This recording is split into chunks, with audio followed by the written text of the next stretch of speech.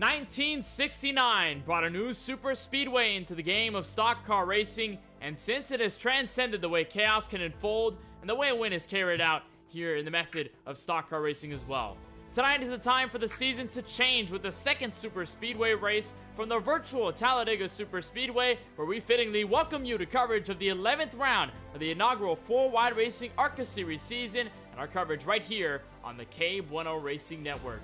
So happy to have you along for our second ride through a 2.5 or larger mile track for super speedway racing. We're alongside Francisco Bacchial up in the broadcast booth.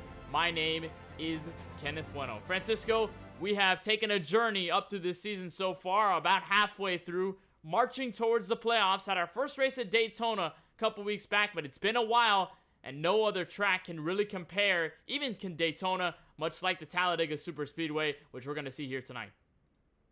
Happy to be here, Kenneth, in the safety of the booth here tonight. And you mentioned it right there. Talladega is one of those tracks that everybody has circled on the schedule, whether it's for a race that they're looking forward to, a race they dread, you name it. Everyone has this on their back of their minds. They know that what is associated with this racetrack is a lot of chaos, a lot of wrecks, and a lot of unpredictability. And I think that's what we're going to see here tonight. We raced at Daytona earlier in the season, but it was the old Daytona, the bumpy track.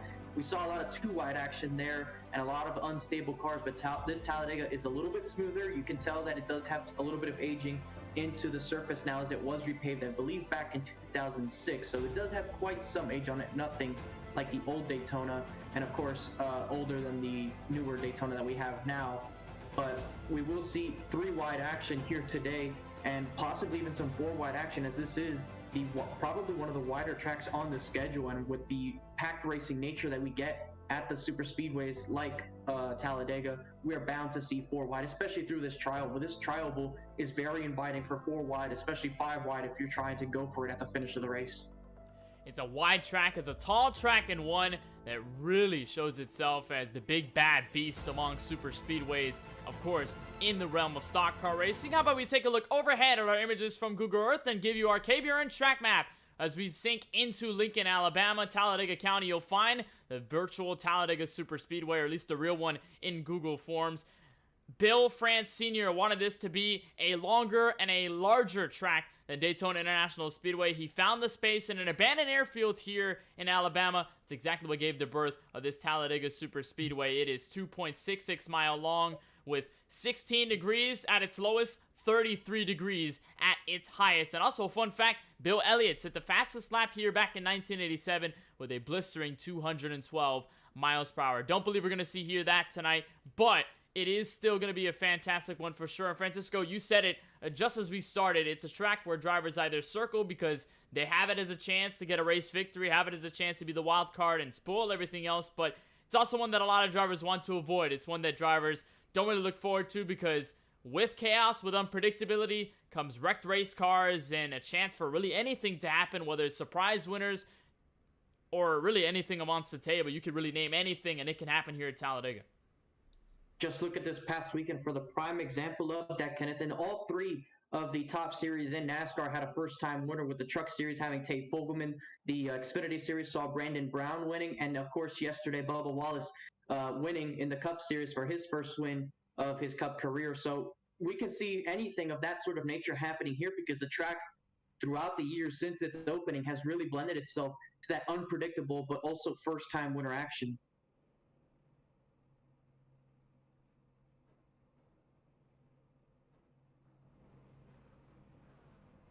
Now drivers are lined up on the grid here from Talladega Super Speedway. That means it's our time to take a look at your grid, see exactly where every driver and your favorite driver will be starting here tonight from Talladega and round number 11. Daytona winner Ken MacArthur starts at the very place that he finished back at Daytona, P1 on the pole. 53.392 to be the fastest driver in the field and to lead us to the green flag. And alongside him is Stock Motorsports' AJ Green, looking for his very first win. It could come here at Dega. Another driver looking for his first win is Jesse Prees, up in that third position, a strong qualifying effort. And Tyler Murray has had an up-and-down season with a top 5 qualifying, looking to see if Talladega can make his trademark. Well, Tyler Murray was the winner in the Cup Series at Daytona last season. Jacob Denson in the 45 will start in P5 with Tony Kivet to his outside in P6 here, row number 3. Row 4 consists of Lance Hill, another Stonks Motorsports driver, in that 7th position, with Kyle Benson in that 8th position, looking to see if he can gain some momentum. Back to row 5, in the edge of the top 10, you'll find the 2 of Tristan Bailey returning to the series in P9, and Curtis Kelly, the winner over at Myrtle Beach a couple of weeks ago. He's going to be looking for a Super Speedway win here tonight. He'll roll off from P10.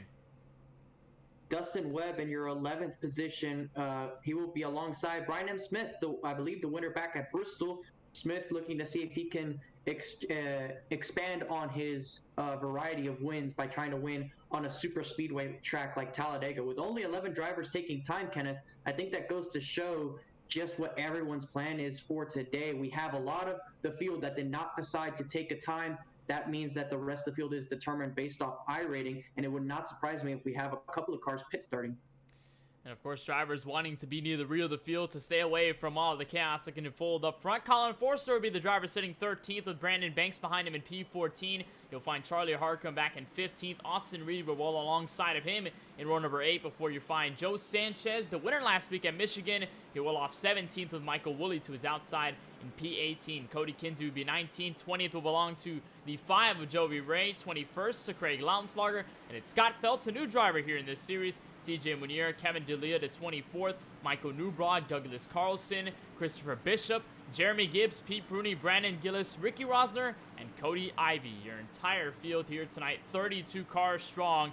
And that means when you have a large field, you're going to have strength in numbers here from Talladega. Let's take a look at the weather before we get started here from virtual Talladega. On our weather outlook, it's an air temp of 77 degrees Fahrenheit, but could also bring itself to some slick track temperatures on the racing surface, with winds barely to the east at about 7 miles per hour. You'll find the humidity, fog at 0%. It is a clear day here from the racetrack, so no look at rain or any rain cells like we saw in the Real Life Cup Series and Xfinity Series action Saturday and Sunday this past weekend. You're not going to see any of that coming here tonight in the virtual world. Francisco, just before we get started, what are your keys to taking a victory here in this very large super speedway? I don't have any keys to victory for this racetrack. It is one that just comes as you go. You can have a plan at this racetrack, and it could go south on that first lap. So you have to just get into the race and see how it goes and sort of go about it as you will. It's definitely one of those, the only tracks on the schedule where you can legitimately improvise as you go and have it work out, because just a plan here is very difficult to work out, especially if it involves other people, because you can easily get separated, qualify in different ends of the field. You can find each other, but making it into practical use is very difficult. So we will see just who has the best way of improvising here tonight. Improvisation is going to be the name of the game, and it's all about how you can set yourself up front. It's going to be 75 laps here from Talladega, and it'll all begin with Ken MacArthur, AJ Green, the 2 Chevrolets at the front of the field that'll lead us to the green flag. You'll get to the start-finish line just a little bit after the long tri-oval, but it'll be the 97, the first on the accelerator, and as soon as we get the flag, we are green from Talladega in the 4-Wide Racing ARCA Series.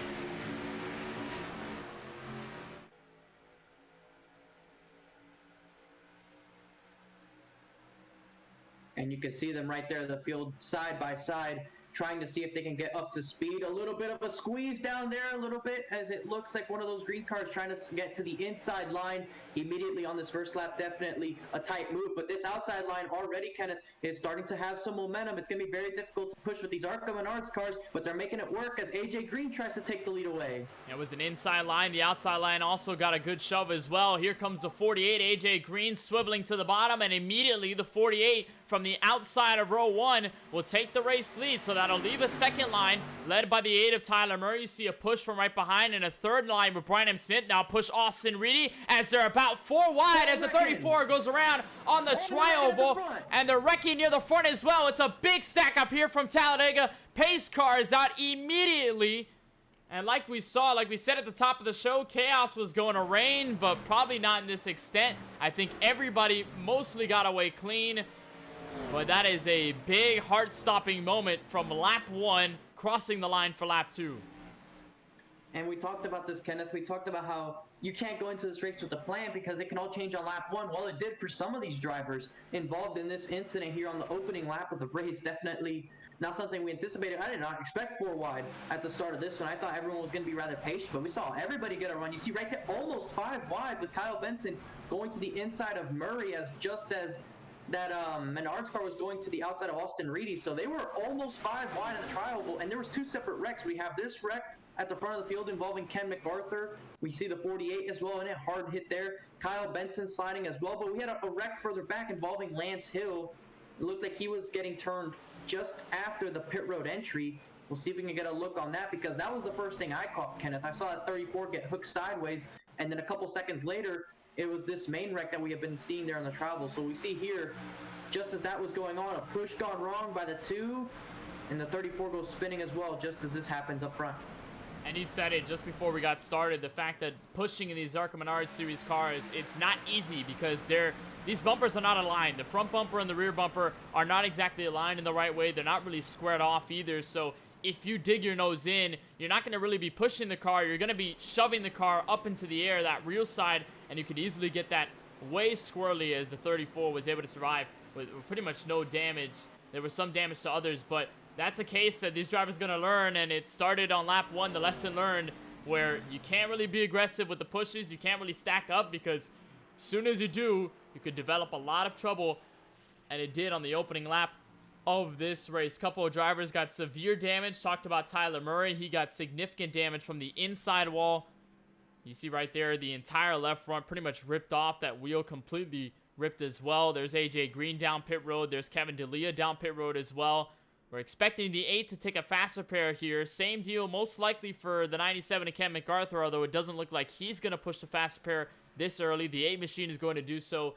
And a lot of drivers coming down pit road for an unscheduled pit stop of sorts. They weren't looking for a pit stop for strategy. This is a pit stop for damage control, which will leave Austin Reedy in the race lead. And this worked out beautifully for those starting in the pits, Kenneth. We had several drivers out on pit road once the green flag was taken, including those Jesse Prees, Tony Kivett, Brandon T. Banks, Joe Sanchez was one of those exiting pit road, Michael Woolley, Cody Kinsey, Michael Newbrawl. Those were the guys who pit started, and they were way behind this wreck when it happened. So they probably are thanking their lucky stars, at least right now, that they decided to pit start and avoid all this early chaos. It's a big risky pull when going down pit road to start, because if the field stays green, chances are if you, let's say, have nobody with you, you're going to be by yourself most of the race, and the field can easily lap you in a handful of moments. But I think the good thing for them, like you said, it's a blessing in disguise, as you would, because they probably weren't expecting the yellow to open on the first lap of the race, but because that opening yellow did fly, that means they're all going to stack up at the field, and it's basically treated as if they started the race on the track and not on pit road. Drivers that are on pit road, though, have already left. Damage control given to many of these cars, including the 10 of Kyle Benson. You saw him spinning in the middle of the shot in that first wreck at the exit of the tri-oval. But let's talk about the tri-oval just a little bit, Francisco. Didn't mention it at the top of the show. Mentioned it just a little bit when we went to the initial green flag, but it's a different start-finish line position than what you would expect a lot of other super speedways. Normally at Daytona, you have the start-finish line in the middle directly of the tri-oval. So you have the little chute between turn 4 and the tri-oval. Then you get to the tri-oval, middle of the tri-oval, you cross the start-finish line, that completes the lap, and then you keep going to the other chute back to turn 1. But Talladega has the chute. It has a very wide and long tri-oval, but you don't reach the start-finish line in the middle. Instead, you get to the exit of the tri-oval, and right here is where you see that start-finish line and the flagman post. So it is a very different position, but it also means it's a crucial position for moves being made, especially when it comes to the final laps. And we've seen that happen many times throughout the history of this racetrack, Kenneth, where that extra 1,000 feet of the start-finish line being further down has made a crucial impact. And to think, when Bill France made this racetrack, Kenneth, he wanted to sell tickets down in turn 1 a little bit more, and that was the idea behind moving the start-finish line. Not really thinking in mind what the impact it would have on the races, but how you can think back to races like in 2009 with Carl Edwards and Brad Keselowski. Carl probably would have had that race won in the tri-oval. You have to also think of the 2008 race, Regan Smith and Tony Stewart. 2011, that 4-wide finish with Jimmy Johnson and Clint Boyer as well. There's just so many races that come into mind with that line being where it is, that it has made such a change as far as who the winner would have been had it been in the middle of the tri-oval versus where it is now. And I don't think today will be any different, especially if it comes down to any overtimes, any late sort of restarts, because As we saw in that first lap, they could easily be doing that sort of stuff on the final lap, and it could really be up to who decides to not wreck the car. Who knew that some extra ticket sales in Desire would lead to an entire change in the way drivers attack the start-finish line here at Talladega? We're going to see how they fare, though, in this second attempt. This will be our first attempt at a restart, obviously from that caution on the first lap, but this time we'll have a different host of drivers near the front of the field. Austin Reedy will lead the field to green. Brian M. Smith, who started on the outside a couple rows deep to start this race, he's going to be pretty much manning the outside line, which proved successful for AJ Green. The opening start of the race where he took the lead. Now he's all the way back. You'll find Tristan Bailey, Jacob Denson lining up your row number 2, before you find Dustin Webb, Scott Feltz, the 73 and the 77 back to row 3, and P6. It's a long wait all the way to the start-finish line. The pace car is going to come off here at the entrance of pit road, and that big, giant Yellowwood sign. It'll take a moment for Austin Reedy in the field to get us sorted, be right there for the green flag at the exit of the tri-oval, and into the restart zone, and Austin Reedy will be up and away. We'll see if he can get a better jump than the inside line did to start this race. Green flag's back in the air. It's an even start between both lines, and Smith may have the advantage to turn 1. He does for now as they're getting up to speed. Will he try to get clear into turn 1? He stays high with help that 2 car of Tristan Bailey, but it looks like more cars on the inside is going to allow Reedy to get the advantage on the inside, as well as it being the shorter way around the racetrack. He's going to start to edge ahead of the 78, but we'll see who decides to be aggressive on the back straightaway, pushing and sorts. As you see in the back of the field, you already see some 3-wide action. These guys being very aggressive as one of them decides to drop to the back, but it looks like Brian M. Smith, with help from Tristan Bailey, goes to the front. Bailey tucks down to the bottom. They both get clear. They both work together on the outside lane to make a miracle work, and all of a sudden they're 1-2 at the front of the field. They're 3 wide though behind them. That was Lance Hill on the back straightaway, and even off turn 4 for just a smidge in the middle, 3 wide. He's trying to cut his way back to the field. Had that incident on lap 1, got spun around, had a good save in the middle of it, and now he's really trying to carve his way through the field. He's had a good job already. You're right on board with that Meliello machine, already to the rear end of the 77. This time, leading the outside lane is Austin Reedy. They're going to try to make it a retaliation move on the drivers that did it to them the last lap. And one of the things to notice here, Kenneth, is that these ARCA cars, they're not that much slower than the Cup Series cars at this type of racing. You see the speed Lance Hill's going about 190 miles an hour. That's about how fast the Cup cars go here with the recent changes in the reduction in horsepower after the Daytona race that they made earlier this year. So a little bit of changes here and there to the package, and you get this sort of effect to where these cars run the same as the Cup cars, but of course the different aero sides to it allows for the drivers to attack it differently.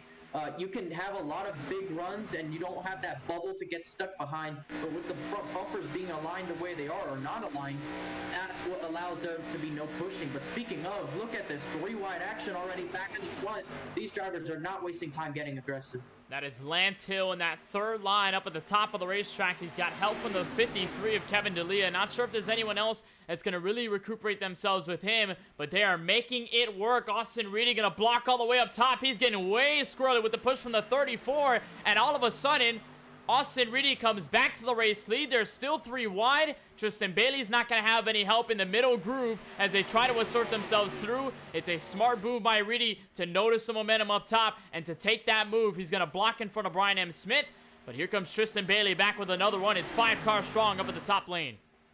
And notice how that block, it gave him all the momentum in the world, and it absolutely killed that third line. And now it's just 2 lines side by side, but Tristan Bailey was able to get back to the line as your leader, so Austin Reedy did not lead that lap in particular, and Lance Hill has found his way into the top 2 with help from Kyle Benson and AJ Green behind him. Does he make a move on Bailey down the back straightaway?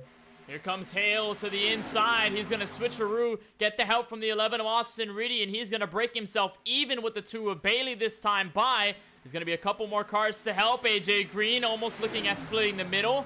Oh, there's a third line developed. That's Mario Miranda in that really bright colored number 99 machine. He doesn't really have help, but he's making some sort of draft up at the top side. Meanwhile, it's the 2 Impalas up at the front. It's the 34 and the 2 leading the field. This time the 2 may have the advantage as he gets the help from the 10.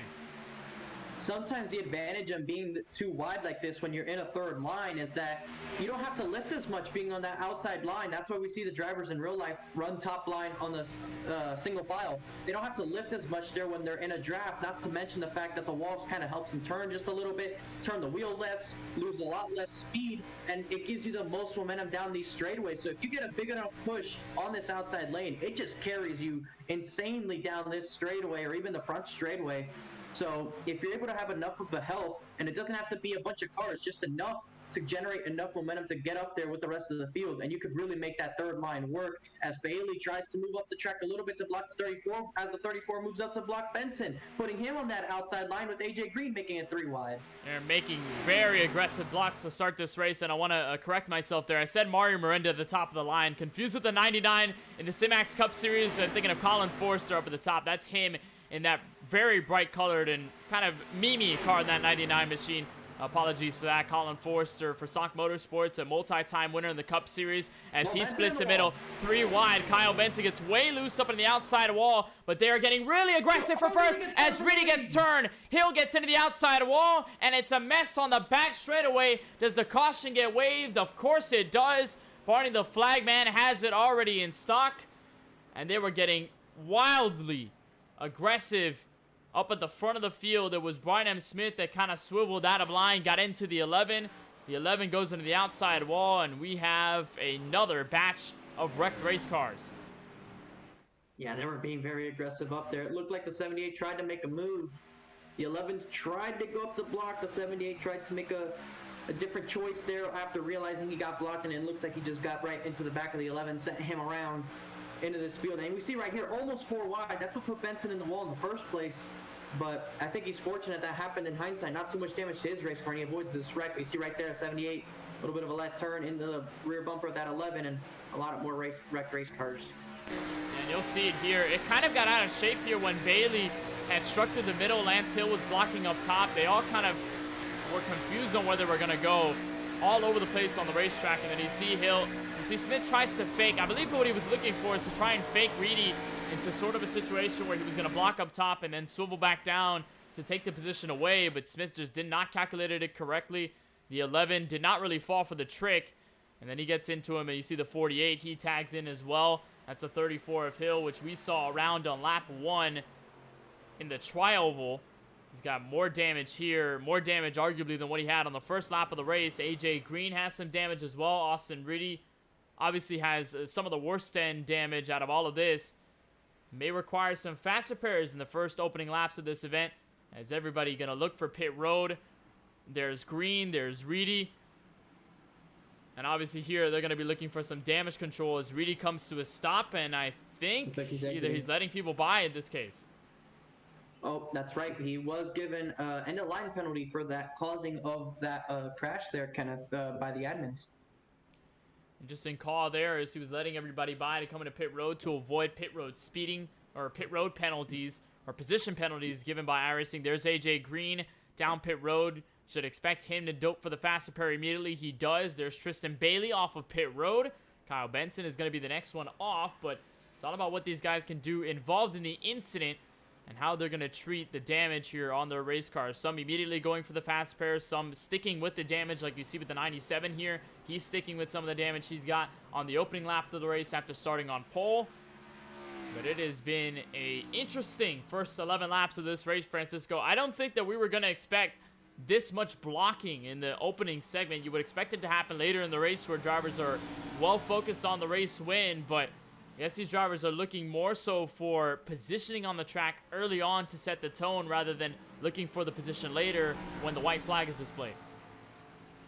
That's one of the things I've, as a driver, I've never understood too much about these plate races when people want to be very aggressive and go out there and lead laps when on lap 12 is not going to be the end of the race. You have 75 laps to get this done, and what matters is being able to be there at the end of that 75th lap. And to get there, you have to make sure you get through these laps, and making moves like these, making aggressive moves like that, it's not exactly the best thing you want to be doing, and it could work for you. That is definitely one of the possible routes. It could definitely work for a driver, but it is highly risky, and it's not something that I would find myself doing too much in these sort of instances. I'm I'm definitely more of the type that would want to sit in the back and at least give myself a better opportunity at being there at the end. Sometimes you can get involved in an incident anyway, so I guess that's probably why people try to run up front. They fear they'll be involved in an incident anyway, and they may go out at least trying to battle for the lead. But in my personal opinion, as a driver, I would definitely like to play it safe early on, try to be there at the end of the race when it matters most.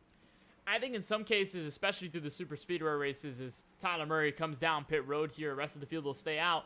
There's kind of a debate between the two edges where you look at the mentality of staying or trying to get up to the front, being as aggressive as you can to gain as much position as possible, because you expect that the front of the field would have the least chaos. It wouldn't have the most calamity, although I think it's shown the opposite here in the first 12 laps of this race. But then obviously they have the mentality like you have, Francisco, staying in the back, trying to avoid everything that can happen up front. Obviously having reaction time for if a wreck does happen in front of you, and then trying to push the strategy near the end, just looking to log laps early. So there's kind of that switch between drivers that want to be aggressive up front early and drivers who just kind of want to stick back, and we've seen the case of both of those. But I think there may be a change in mentality here from the drivers wanting to be aggressive up front, considering the fact that the two yellows were caused by wrecks at the front of the field. So maybe some shift in approach may be needed here from Talladega. We're just going to have to see as the field will line up. Double file. Again, for a restart, we'll have a lap 14 to 75. Pace car leading the 86 of Douglas Carlson, who will be the inside of row 1. Tristan Beta, I believe, had the race lead, although he chooses the outside lane. Kyle Benson will be on the inside of row 2. P3, Curtis Kelly to his outside. Scott Phelps, Brian M. Smith, bunch of those drivers as well. Another large shakeup near the rear of the field, or actually to the front of the field. Craig Lounstarger back to P12. There's a different mix of drivers that either started from the pits, started near the rear, and just all in between because of the wrecks that we've seen so far here tonight. We'll give that the 10 of Kyle Benson, although he's been involved in incidents through the first two cautions, he's been able to rally himself back up and luckily escape with a clean Dodge Charger Coors Light machine, and it still gives him the benefit of track position, as he's going to be in that inside line. The only problem is he's just going to have to push that 86 all the way through the front of the field. But it's all going to be about the approach here. Saw decent runs by the outside lane, Francisco, but with Douglas Carlson and another group of drivers leading on that inside charge, it may be different this time around. We're just going to have to see when the green flag displays once more. Yeah, either line can get momentum, and it doesn't take too much of a difference in cars for one to start going better once they get up to speed. But through the initial phase, you want that help, you want that push, and whichever line gets that initial push at the front better will definitely fire off better. But if you get too far out there, the wheels start to get a run on you. I'm just glad that we don't have to deal with stages, because if they're like this in a pure 75 lap race, you could only imagine if there was a stage end in about 5 laps. Well, luckily there's no stages. We're going to go green for as long as we can as the green flag displays. It's Douglas Carlson up at the front of the field to lead us to the start-finish line. How about we turn the volume up as we crank it up here in the KBueno Racing Network.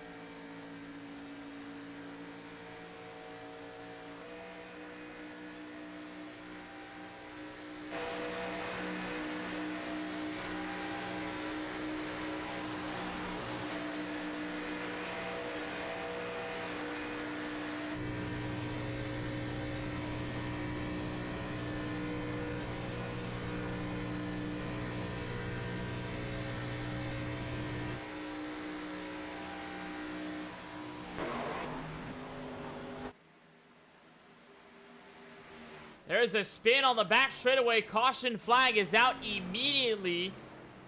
We saw the mess happen on that onboard as we were at the tail end of our crank it up. We were supposed to go to 17, but we're being broken up in the middle of 16 here as the caution flag gets displayed for the third time here tonight from the virtual Talladega Super Speedway. And already you can see the mess that has accrued for the 10 of Kyle Benson, damage to the 2 of Tristan Bailey. Some of the hard hitters in this field already at the front with significant damage. There's Austin Reedy trying to pick himself up. I believe we saw Craig Launslager with heavy damage. He is limping down at the exit of turn 4 and trying to get to pit road, but there was a large mess on the back straightaway. And it was between many of the leaders. We'll try to take a look at the replay, see exactly what happened here between these main guys, but just looked like probably the case that we saw from the first 2 yellows, Francisco. Just probably either bad shoves, bad pushes, anything that can go into that factor, or just drivers trying to switch lanes, as there it was right there, the push from Douglas Carlson to Tristan Bailey, and he goes for a wild ride on the back straightaway.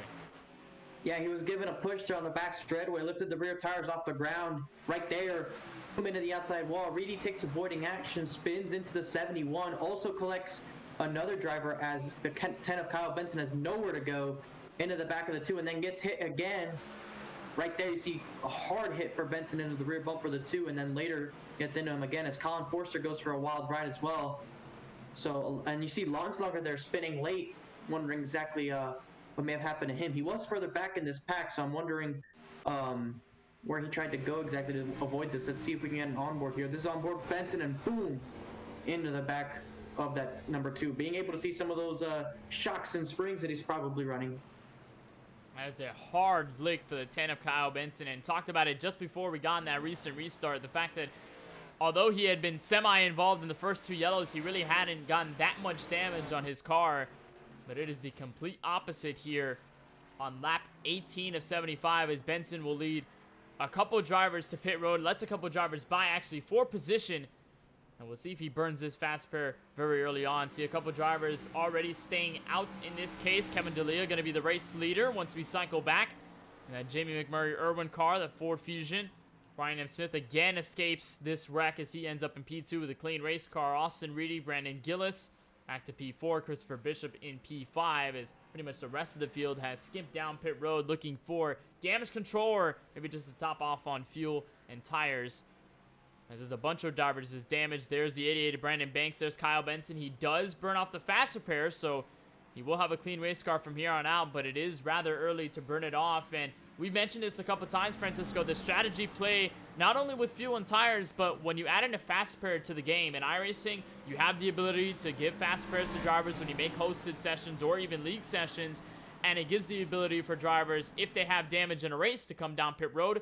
Click the check mark there that says fast repair all the way at the bottom in their black box in the cockpit, and all of a sudden it goes from a damaged race car, whether it be a little scratch, to a complete totaled race car, to a brand new race car, like if they just pulled out the backup car out of nowhere, and you won't have to deal with all the issues you had with the previous damage. The only problem is when you give one to the drivers, that means they only have one chance to use it, and at Talladega you're looking at multiple incidents on end. The drivers have to get around, or unfortunately drivers who end up in those incidents. So you have to play the strategy. How early do I want to burn my fast repair, and how am I going to play the rest of the race if I already have so early on? Yeah, a lot of drivers kind of play their strategy based off that fast repair. In my previous experiences at these plate tracks, Kenneth, I try to go about them as if I didn't have it at all. I don't want to rely on a fast repair. If I have to use it, it is because I absolutely must and have to. Otherwise, I try to go about my race as if I had to take care of the same car I start with throughout the entire way, and it's worked out well for me in most instances. Usually I'm able to get to the end of the race, put myself a chance at the front.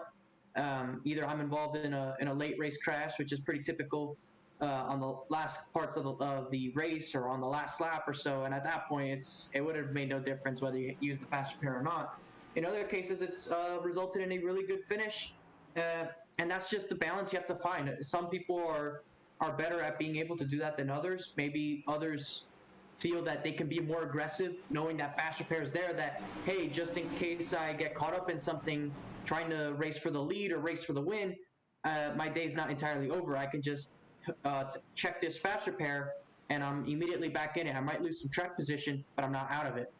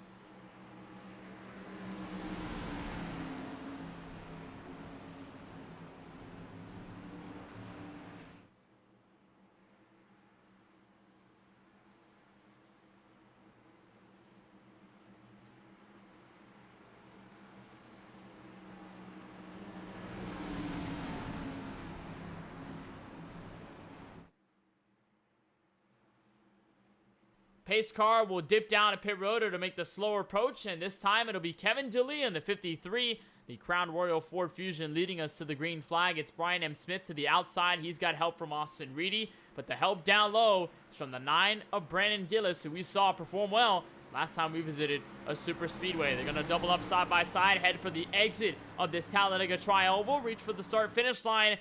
And it'll be Kevin D'Elia that brings us to the green. Green flag is displayed. The cars are up and away. It's an even start between inside, outside as they come for turn 1.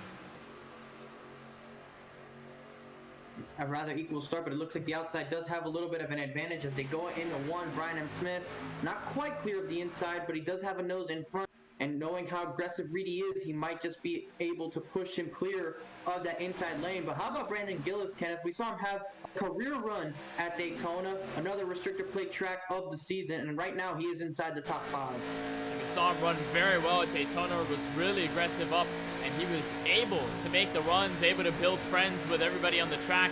And now Brandon Gillis finds himself P4 right now, manning that inside line just behind the 53 and the 78. More separation, though, near the front of the field than we probably expected as Gillis goes up, tries to get some momentum off of the 11. Douglas Carlson will move back down to the inside, and they'll maintain clear. Gillis trying to take the lead away, but strength in numbers does last on the bottom. Brian M. Smith leading the lap. Gillis now trying to take the side draft away.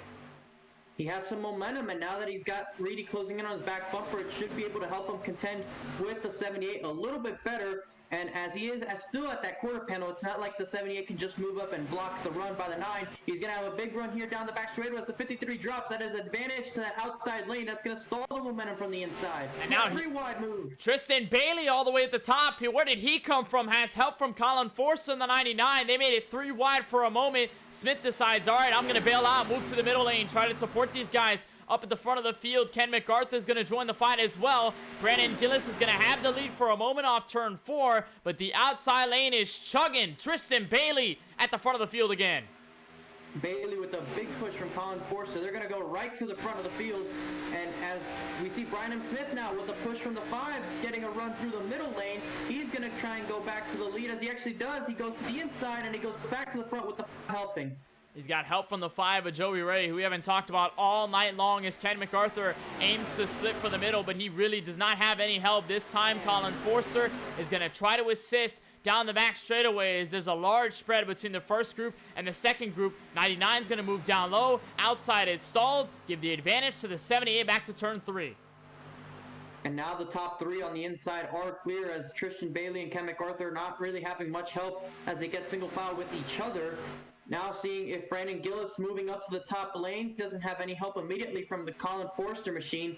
He is to the outside of Jovi Ray, but no immediate help, so that is going to make life very difficult for this 9 to try and make a move on the top side. He has to hope for them to check up a lot, but he is getting now some help from the 97 of Ken MacArthur. Does MacArthur help him at all get up there? As we see Gillis now, he starts to lose ground. Gillis just does not have any help near that middle, so it's hard for him to really gather any sort of runs, especially when you see this. Drivers indecisive about what line they want to go through, whether the 11 wants to go with the 2, whether he wants to go with the 97, and if they can gather anybody else behind them, because pretty much all the other drivers they have are on the inside lane. They're tucked in that yellow line, so they are not really looking to scour any way outside of that inside groove, as Smith easily takes the advantage. They're 3 wide behind in turn 4, but still no developments up top. And something, Francisco, we can expand on, especially if we stay green in that opening laps, is the fact that you're going to start to find your friends here from the Talladega Superspeedway. In these races, you're dependent mostly in your runs on drivers around you and drivers who are willing to help you. We talk about teammates, Stock Motorsports, one of the larger teams in this series, in the ARCA series and in Cup series alike. But then you have Big Fast Racing. There's a bunch of other drivers that are in groups together, in communication with each other. But then you can have drivers that really don't have communication at all and are just willing to give respect and earn respect from drivers out of the racetrack. Playing with your friends here at Talladega is key to a victory. And right now, if you can gather the most amount of drivers, you're going to have a good shot up front. And that's usually how I've gone about my races, Kenneth. I usually have to try and find people out there on the racetrack to work with. And sometimes cutting someone a break or pushing somebody at the right moment to give them a position here or there, they'll remember that. Drivers have a lot of good memory, especially if it's a bad incident. But if you help them out in an instance and you give them a position or you help them out in any sort of way, they'll be like, hey, this guy helped me, maybe I'll help him later in the race. And that's the way you got to go about these things. You see right here, if Bishop lets the 97 in, 97 will know, hey, this guy let me in. That's just an example right there. Or maybe someone's trying to form a line, you move up with them and you push them up there and you push them to the lead, they're going to say, hey, we made a great duo, maybe we can try that again later in the future. It moves like that definitely make or break friendships you make with people that maybe you aren't exactly planning to before this race, but that's part of the racing that we have here. You have to make these sort of ideas, these moves before the race. As we see Gillis to the outside of the 99 of Colin Forster, now is going to get to the in front of the 2. The 2 is going to get to his outside. We're going to be 4 wide on the front straightaway. 4 wide for a moment. Gillis does not have the run. He's going to tuck slowly behind the 99 just before they can go 4 wide into turn 1, as Bailey has no remorse up top. He's got a good run, but just not able to really build it off to really gain any sort of ground on the main leaders. Gillis is going to join them this time. He's going to make it 3 wide here on the back straightaway. Good look at the drivers going to turn 3, but it's a nice shove by the 5 of Jovi Ray to the 78. That inside lane still prevailing. There's 4 cars up top, 2 cars in the middle, and about 5 to 6 on the inside. What I've noticed, Kenneth, is that 9 car, Brandon Gillis, struggles to lead a line. He gets ahead of them, but the line doesn't really go as much forward as maybe he had hoped to. If you get someone like the likes of Tristan Bailey, Brian M. Smith, or anybody like that, they just immediately shoot to the front of a line, but that second and third line too busy racing each other. That means they're not going to be able to get up there and challenge Brian M. Smith, so that top 3 on the inside could just ride there and kind of hold position up in the top 3 position. Now Jovi Ray peaked for a second, entering turn 1, but he is going to stay behind Smith. Going to get some clean air on the nose of that Fast and 05 machine. He's going to stay behind the 78, who he's been giving very substantial pushes to on the back straightaway. As now Gillis finds the run. He's going to squirm to the middle. Now almost block up high, but there's not enough to give way for Tristan Bailey. There are 3 by 3 at the exit of turn 4.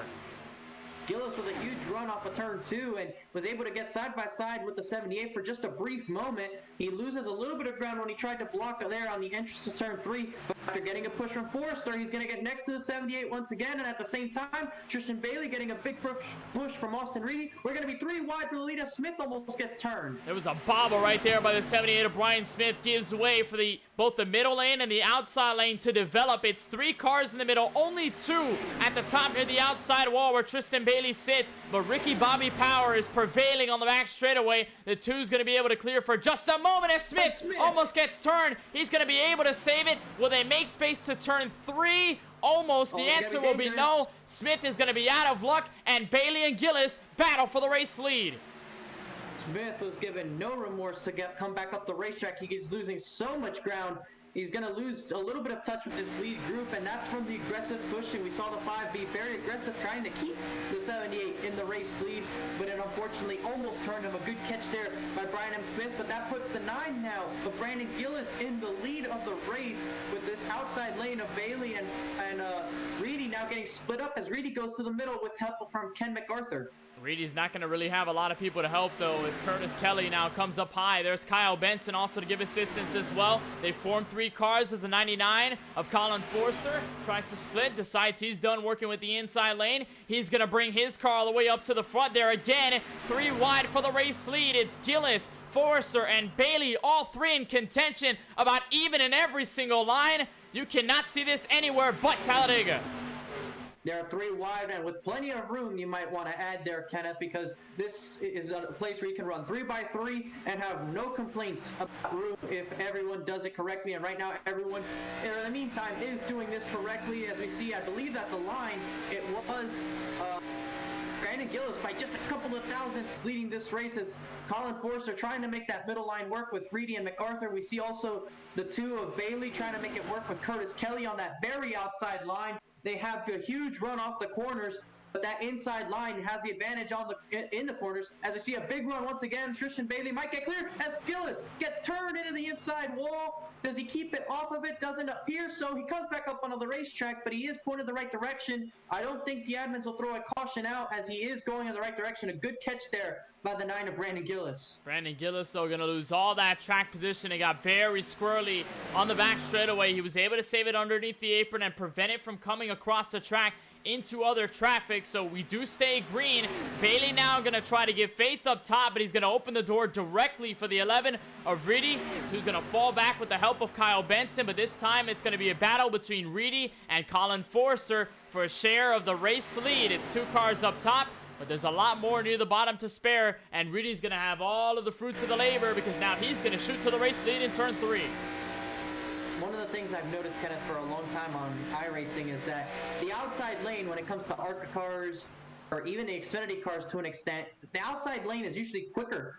So it does surprise me that we haven't really seen single file on the upper lines like we normally do see on the bottom line when it comes to iRacing. We see in the real life series that in Xfinity and even the Cup series, they like to get single file on that outside lane where Tristan Bailey and them are running right now. I'm surprised we still have not seen anything on iRacing's part, at the very least, to try and aid in that, because that is something that they do with quite a frequency in the real life racing.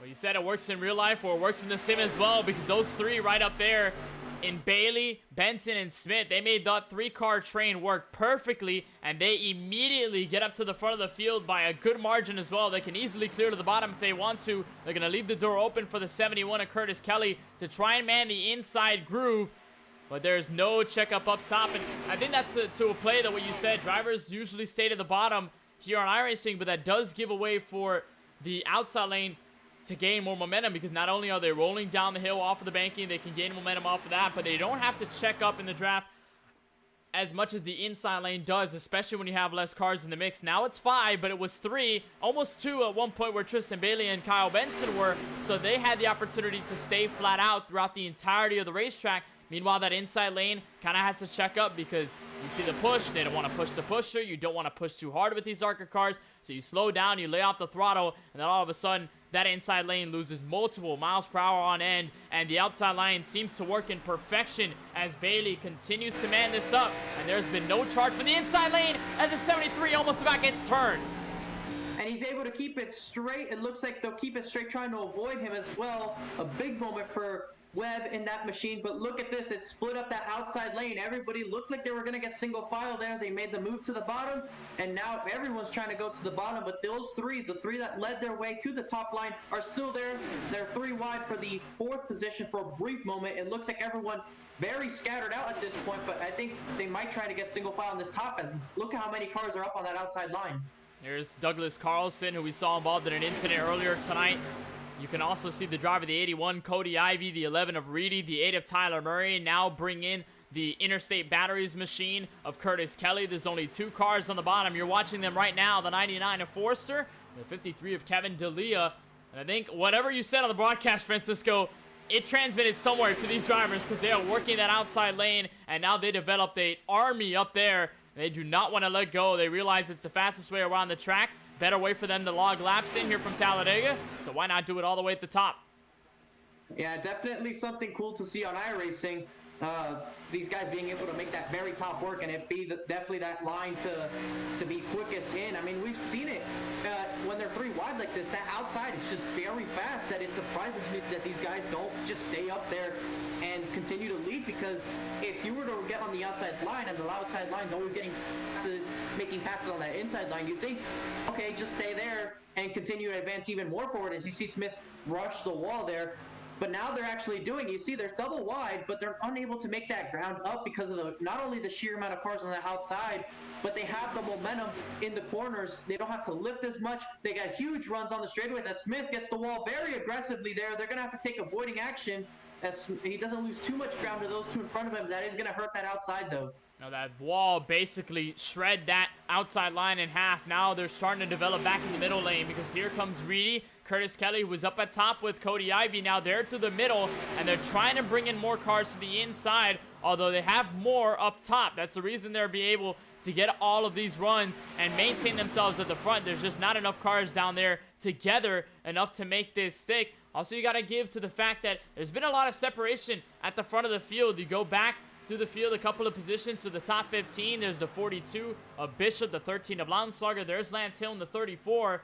But then behind him, there isn't a car in sight until you find Jacob Denson, who's about a second and a half or more behind that 34 machine. So these groups have definitely calmed down as Reed is coming from pit road, and he's going to easily speed over. I think maybe his race is done. He may have another commitment on the end. He's going to be leaving this race. Unfortunate to see the 11 out so early. Thought it was an unscheduled pit stop or maybe a scheduled pit stop, but it seems as though we're not going to have Austin Reedy for the end of this Talladega race here in round number 11, as the inside line has found a move. Tyler Murray is going to be the commander in charge. The 71 to help, the 99, and everybody else to follow. Yep, that was a disconnection there by Austin Reedy. He most likely had something else to do on the real life side of things and resulted in him not being able to finish here tonight. That was an aggressive entry on the pit road, I must say.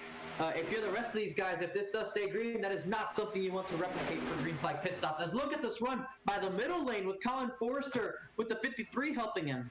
And they've been working together on the inside lane, just could not develop the run, and they started to ditch the inside lane with Murray, Kelly, and all those other guys. They said, how about we take the lead ourselves and try to clear our own ways? The only problem is they don't have a lot of that help behind them to make it stick. So they're right now in the sucker hole, not losing too much ground, but not gaining much ground either. They're hounded by that outside line, hounded by that inside line. If they can get some more drivers with them, it'll only make things better as Murray takes advantage. He takes the race lead. We talked about it earlier in the show, Francisco, the fact that Murray is a winner at a super speedway race. He won at Daytona in the Cup Series last season, in the final regular season event of that campaign, and Murray's using that super speedway racing experience to his advantage as he shoots up to the front and now uses that inside lane to the best of its ability. It's strength in numbers all the way to the inside.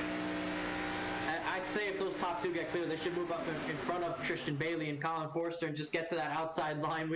It was definitely a wonder to see, and they aren't as aggressive pushing each other up there because the momentum is there. They're able to carry more momentum, and that's what's allowing them to fight. On the inside line, there's so much checkup, there's so much of the wheel you have to turn to try and keep it down there that you have to push on these straightaways to even stand a chance. But you see right here, you're going to see this outside is going to gain some momentum, and it's going to get possibly to the outside of the 8 entering the corner. But that's where the inside's also good at. That it's the shorter way around. But most definitely, each lane has their advantage. But if it were me, I would definitely want to get on this outside if it's proven to be this good. Colin Forrester still struggling through the middle. Kevin D'Elia has lost change with him. He's now to the inside behind the 42, Christopher Bishop. 99's almost had enough momentum to block that outside lane, but just could not get it done. Got a little bit squirrely with that push from the 2, and now he's again going to be stuck in the middle lane with absolutely nowhere to go unless somebody goes with him, or unless he can find some space all the way to the inside line. It's only going to help Tyler Murray's case even further. Stall the 2, stall those guys up, and then make them work a little bit more than what you have to do tugging that yellow line all the way at the bottom. Well, we'll take a moment to remind you that you can join the conversation with us up in the KBueno Racing Network booth by using hashtag AskKBRN. You can put your question followed by the hashtag AskKBRN. We'll be sure to answer it as quickly as possible and to the best of our abilities. That's hashtag AskKBRN for anything you want to know. Maybe you want to know just how crazy it gets at Talladega. We've seen just a bit of it within the first 40 laps of this affair, but it's gone fairly clean ever since. Now a battle between the 8 of Murray and the 2 of Tristan Bailey, as Bailey will lead them across the start-finish line. And Bailey making that outside line work. It's starting to prevail once again. See how many cars there on that inside line. That could sometimes work against you, as we've mentioned how many times you have to check up on that bottom. When you have 4 cars on this outside line where very little of them, if at all, have to check up, it is going to be very beneficial. As Tyler Murray, the leader of the inside, decides to move down to the bottom. He's going to let everybody go. He's going to drop to the back of the line, and that's going to give the outside a lot of momentum to get clear. And they're going to stay the only 4 up there. Again, not surprised. I'm kind of surprised that we haven't seen more people decide to jump up there when it's proven that it has been this good to this point.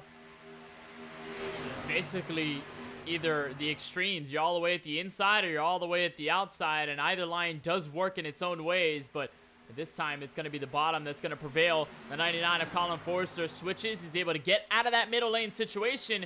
This time, swerves in front of Curtis Kelly.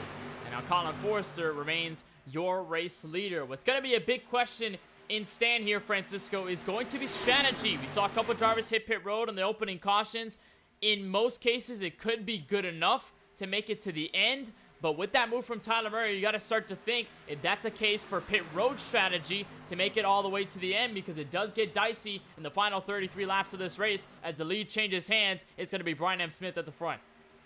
And they might be moving down because of what you just mentioned, Kenneth. It has been at least 20 laps since these guys came down pit road. No blinking yet, but I think they are getting themselves ready to come down pit road. Our last restart was on lap 20, I think, which is 22 laps.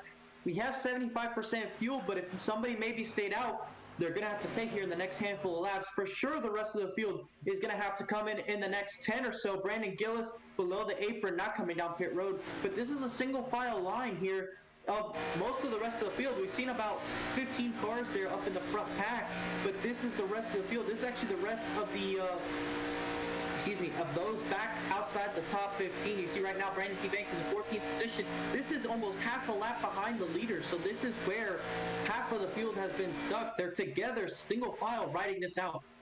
And they're all the way back there. You got to think they may be saving some fuel on end to try and give themselves a different strategy option from what the leaders will do. They're already way more than 15 seconds behind these main leaders, so they are lost in ground, as you would say. But if you can try and get in that position, get all the time back on pit road, that would mean the most, especially if cautions fly. It racks the field back up, and you can have yourselves a reset at the race lead and for the race win. Doesn't look like they're all going for pit road, though, as they're too wide again. Tristan Bailey, help from the 10, help from the 8, help from the 99. All 4 of them gonna move up top with Brian M. Smith and Jovi Ray trying to make a dynamic duo work all the way at the bottom. The question is, who's gonna pit first, Francisco? Some teams work together in this case. Some drivers work together in relationships over the course of the race. When do you plan to pit first, and how do you attack for the rest of this race, especially if it stays green? One of the things you don't hear me say that often on iRacing is the faster way to go about this is by pitting first. If you pit first, you're able to get up to speed quicker, you can get up into your group a lot faster, and you just put faster lap times down with your fuel inside the car once you're up to speed. But those that come in later, they kind of end up being a little bit more spread out, since they're a bit more spread out to begin with. They're a little bit more unorganized. They're trying to chase something, sometimes make a minor mistake.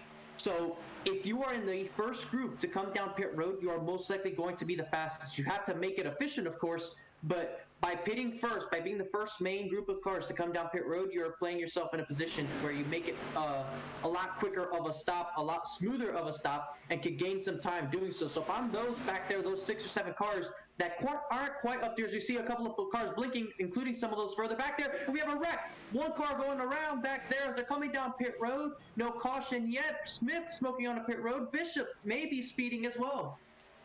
The couple cars had some trouble going down pit road. We'll see when these guys decide to flinch.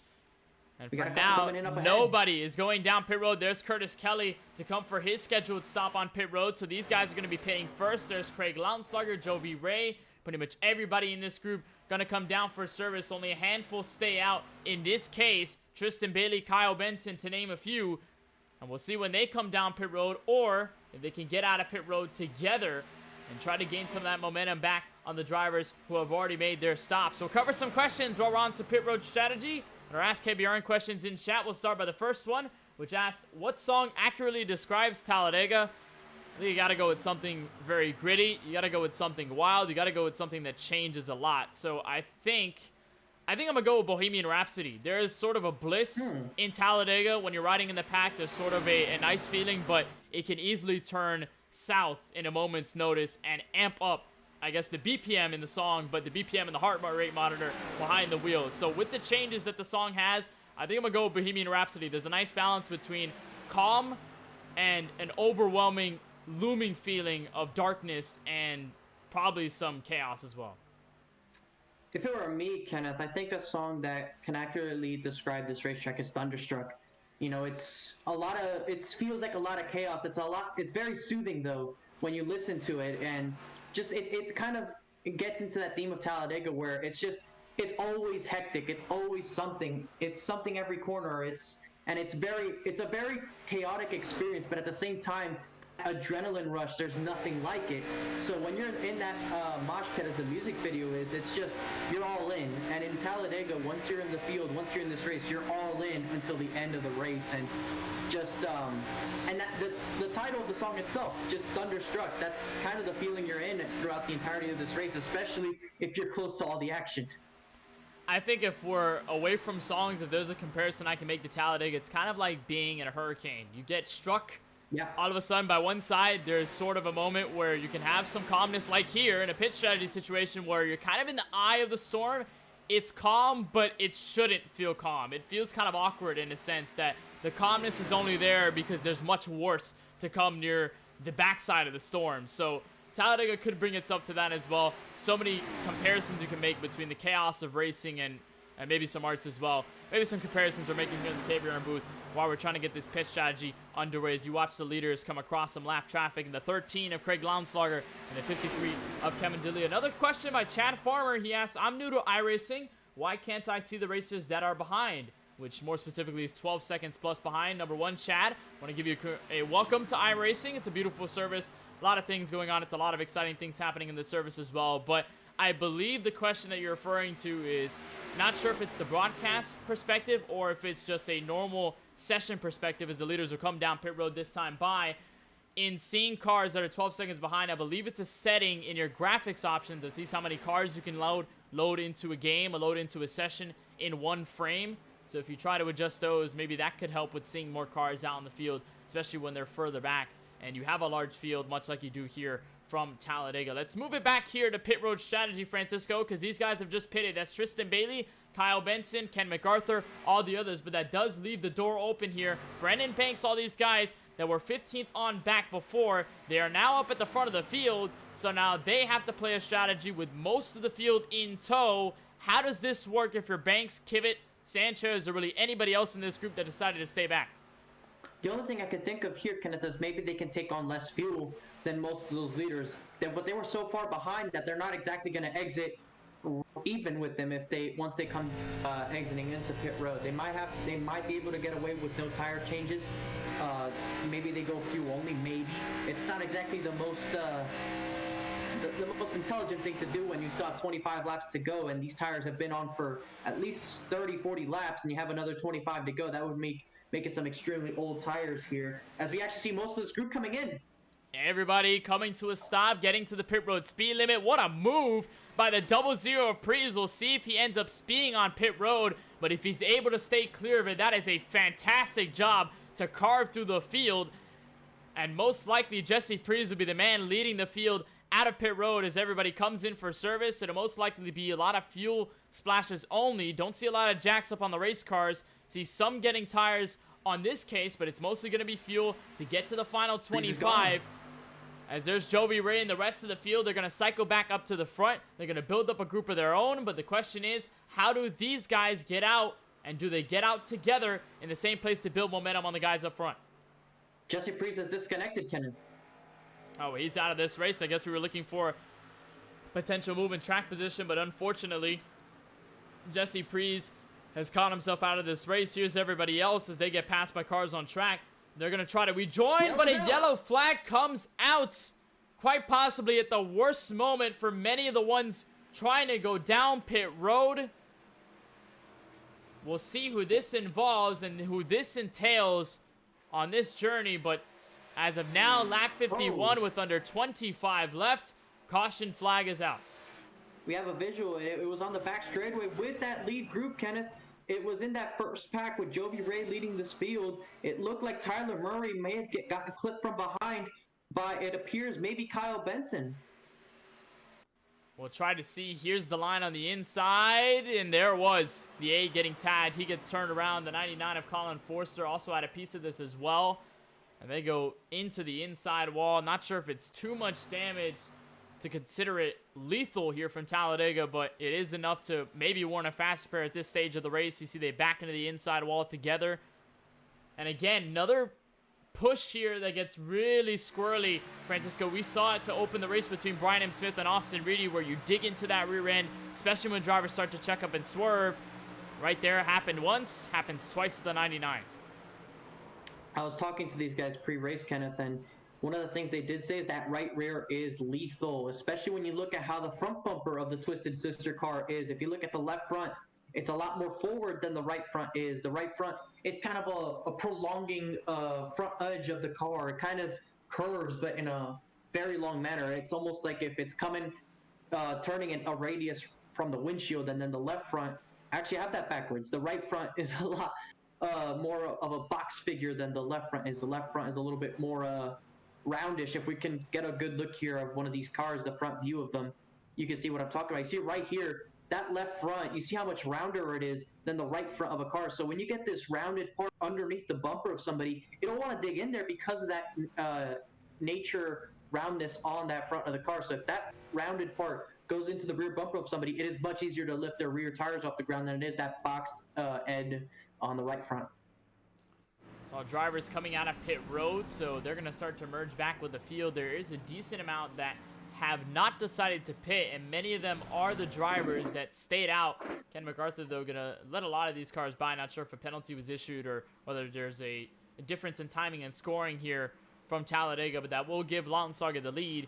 But like I was saying, to complete that thought, pretty much everybody here that did stay out on this stop are the ones that pitted just the lap before the yellow flues. So they seem to be good to the end of the race. Everybody else, though, like Bailey, like Benson, like Jovi Ray that you saw on pit road itself, is just going to be a call to top off, make sure that they can get to the end first, and also make way for possible green-white checkered attempts. We will have that available to us here at Talladega, so if we do get cautions with under 3 laps to go, we'll reset them, have green-white checkered attempts all the way to the very end. We have a maximum of 3. But for now, still more than 20 laps out from the end of this event here from Talladega. It's Craig Lautenschlager up at the front of the field. We'll take a side-by-side break, but you won't miss any of the action here from the virtual Talladega Super Speedway. It's Lautenschlager up front, but a lot of chaos could unfold in the next 20 laps.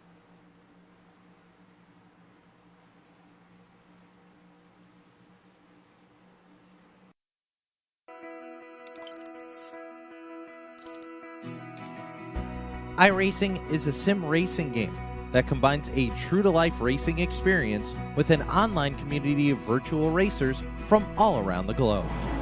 Iracing offers a multitude of officially licensed cars and tracks, laser scanned with millimeter accuracy. Their car models and mechanical systems are based on real-world physics, engineered in cooperation with manufacturers and race teams. Their skill license system ranges from rookie to pro, ensuring members are always pitted against those with similar skill sets. Members are able to sign up for a weekly race series, compete in time trials, host a private race with friends, and participate in racing leagues created and run by the community. With over 170,000 members, iRacing works in partnership with renowned motorsports organizations like NASCAR to deliver virtual races based on the real-life NASCAR Cup Series, as well as many other series on the NASCAR ladder. iRacing also features team racing, providing a variety of options for members to create and manage their own teams.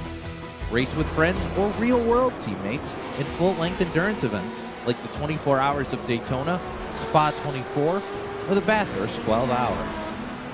Additional partners include IMSA, World of Outlaws, Supercars, and IndyCar, allowing members to race in their very own Indianapolis 500, Bathurst 1000, Chili Bowl, and many more iconic events.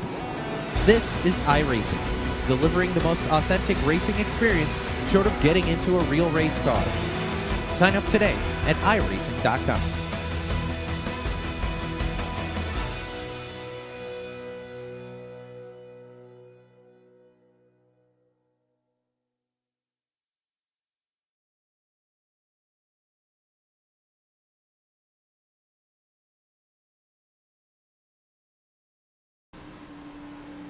Back live from the virtual Talladega Super Speedway. Coverage right here on the KBueno Racing Network is, of course, brought to you by Iracing. Join thousands of sim racers across the world and get your sim racing career started today at iracing.com. And by Supermix, concrete blocks on demand.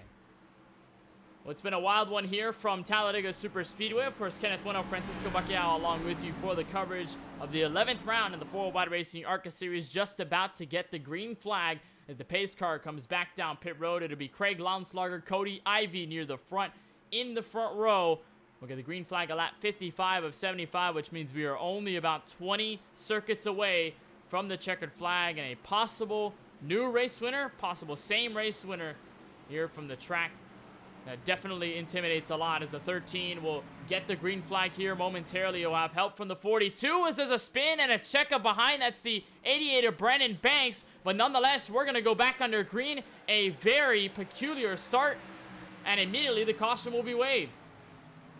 That has to remind you of the 2015 playoff race here, Kenneth, when they were coming to the green and there was a spin in the restart.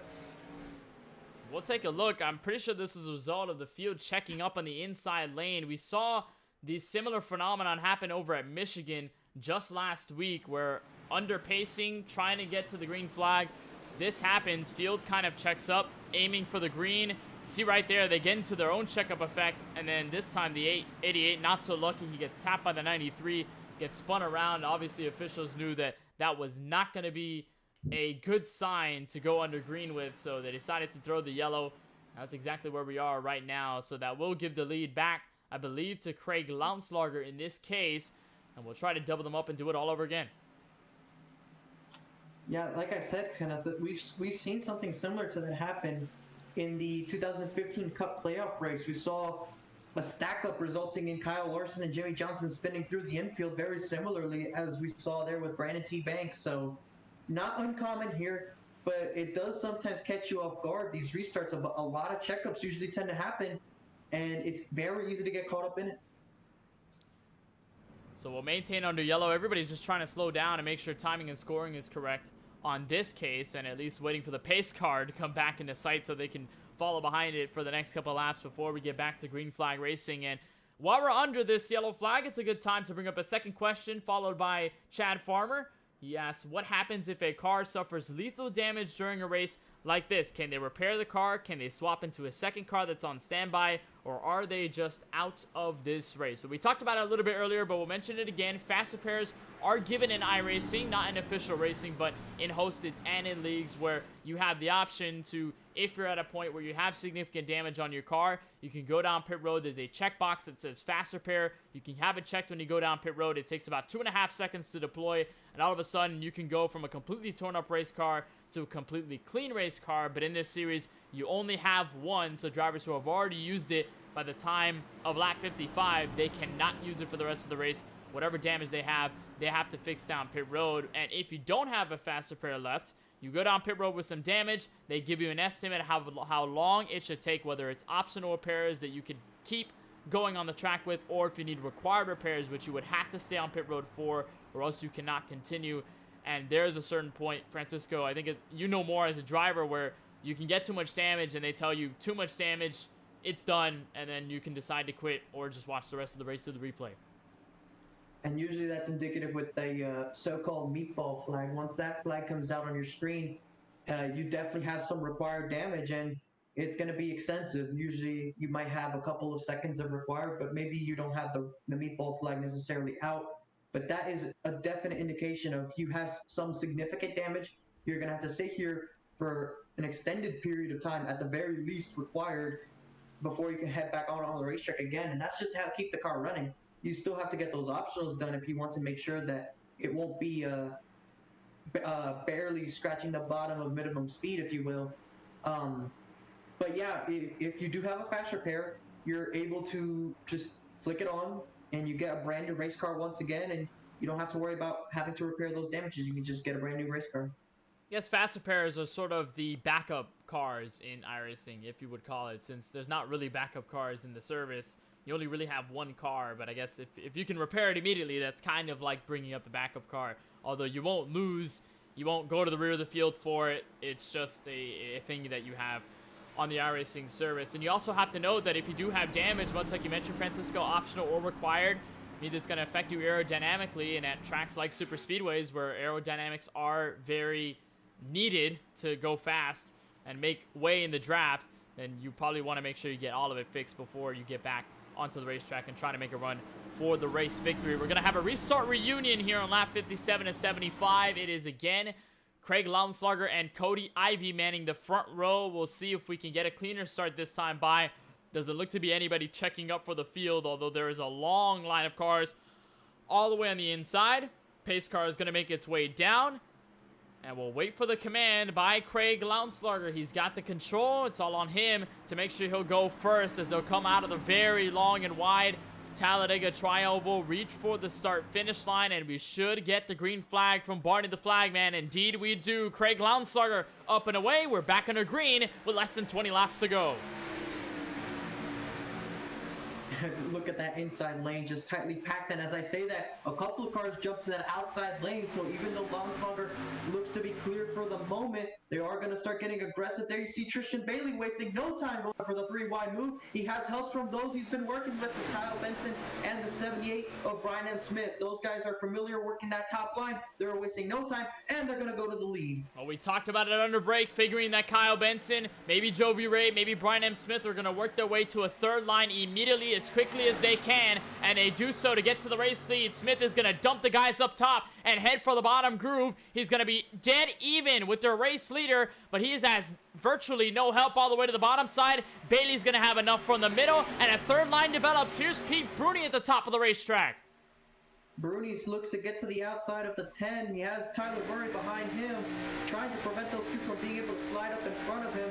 And at the moment, they still could. It's just very close, and it looks like they'll actually go to the bottom. Benson goes to the inside of Tristan Bailey. He leaves him out to dry. Kyle Benson, throughout all the problems he's had, he's going to go to the lead as they're squeezing almost 4 wide there, but looks like one of those cars is going to back out of it and push the two of Tristan Bailey instead. Well, that trio that started on the restart up in that third line, they have broken off one by one. It was Smith to go down first, it was Benson to go down second, and now it's all about what Bailey can do with the rest of the field through the middle. There's some help here. Jovi Ray, the 69 of Michael Woolley, Joe Sanchez to help, Curtis Kelly kind of also back there as well. They're going to bring in Tyler Murray to the fair also. And Pete Bruni's going to get stuck in that third line. Bailey, though, has been aggressive since the drop of the green flag. He maintains up, and he's going to lead this lap at lap 59. But a big shot by the 69 up in turn 1. Michael Woolley has turned up out of nowhere, Kenneth. We've seen him in the last couple of weeks. Has started to improve his average running position. That he has put himself up front in the closing stages of this race, trying to see if he can place himself in a position to maybe just get his first 4-wide racing win. We see Kyle Benson battling back on that inside, but you can't discount anyone yet as Jovi Ray's trying to make that third line work. Look how packed up the whole field is for the closing laps. Jovi Ray absolutely has no help apart from the 13 and Craig Lauenslager. We'll see if they can develop a run up in that third line at the top of the 33-degree banking, but it's still all right now the focus between the inside and the middle as Joe Sanchez gets turned in the middle of the field, and it's almost a big one at Talladega. And it is the big one at Talladega in the Tri-Oval. Several cars involved in this one, and they're still wrecking. That's Brandon Gillis involved. Craig Lauenslager limping in pit road. That's Cody Kinsey going by. Joe Sanchez got turned in the middle of the field. There he is on the racetrack with significant front-end damage to the housing belt machine.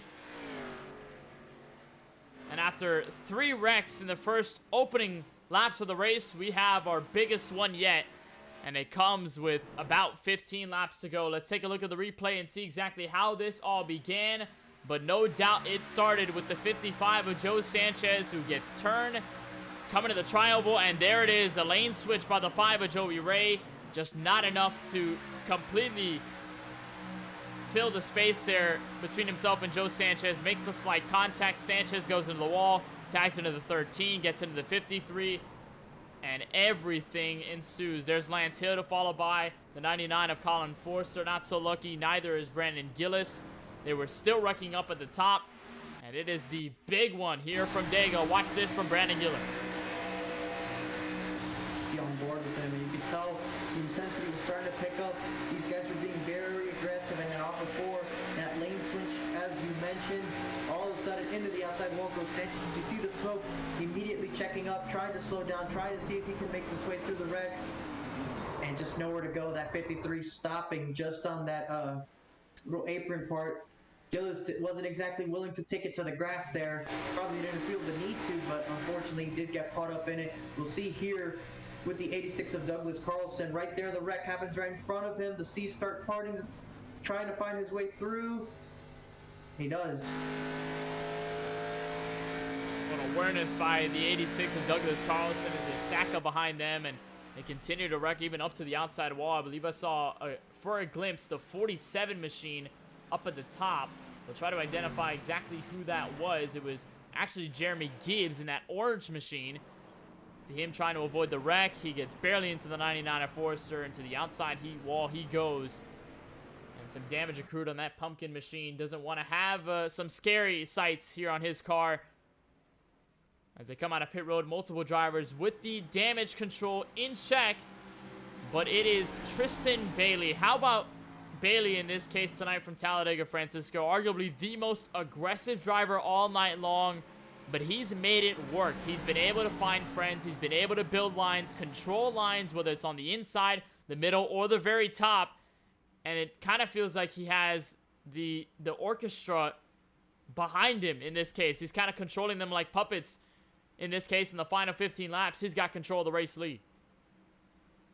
He does, Kenneth. It has worked out for the two of Tristan Bailey. And, you know, one of the biggest things going into these closing laps is, can he make it work now? Because you can make it work all race long, but in these closing laps of the race, you can get caught up in one of those moments where maybe you're stuck on a lane you don't want to be in, or maybe others gang up on you, and that's how you lose this race. So you either have to stay aggressive, or you have to purposely fall back and use your own aggressive nature to fight to the front to time it just right. And you don't know which one's going to work, and you certainly don't want to lose positions, but sometimes not being in the lead at the right time is what can win you the race. Could be the right positioning at a super speedway. We talked about it at the top of the show. Or if you could put yourself in the right spot near the end, who's to say you can't win this race here from Talladega, as they'll pace one more. I believe we'll get one to green this time by, so we should expect the pace car to have its lights off. Should expect everybody to double up here in just a moment's time. We'll be ready to get more green flag action from the Talladega Super Speedway. And it's been a wild ride for many of the drivers. Talk about the heavy hitters in Tristan Bailey and Kyle Benson and Brian Smith. But you also have to mention drivers who have found their way here near the end. And Francisco, you mentioned it for a moment, Michael Woolley being one of them. How about Charlie Harcum, the rookie in the 46? He's also been able to make his way through the field. We haven't discussed much about Cody Ivey near the end, where he's been able to turn on the jets in that shake and bake machine. He's been up to the front of the field. Same deal here with the 45 of Jacob Denson. He's also putting himself back in the mix. So we have a lot of the heavy hitters who have been dominating all race long. We've seen them comfortably up at the front, but this is the fantastic opportunity for guys like Woolley, for guys like Harcum, and everybody else behind them to make a name for themselves in the final 13. Doesn't matter how many laps you lead as long as it's one and it's the final one. Yeah, it's just about being in the right place at the right time. You can't stress enough just how much it means to do just that. You know, we talked about this at the top of the show, Kenneth. 3 different first-time winners this past weekend at Talladega in the Truck Xfinity and Cup Series. Just think about how many things have to go right for that particular driver on that given day to have that happen. Not just the one time, because you can have that happen just for one first-time winner. Not let alone 2, but 3 times in the same weekend. That's got to be insane.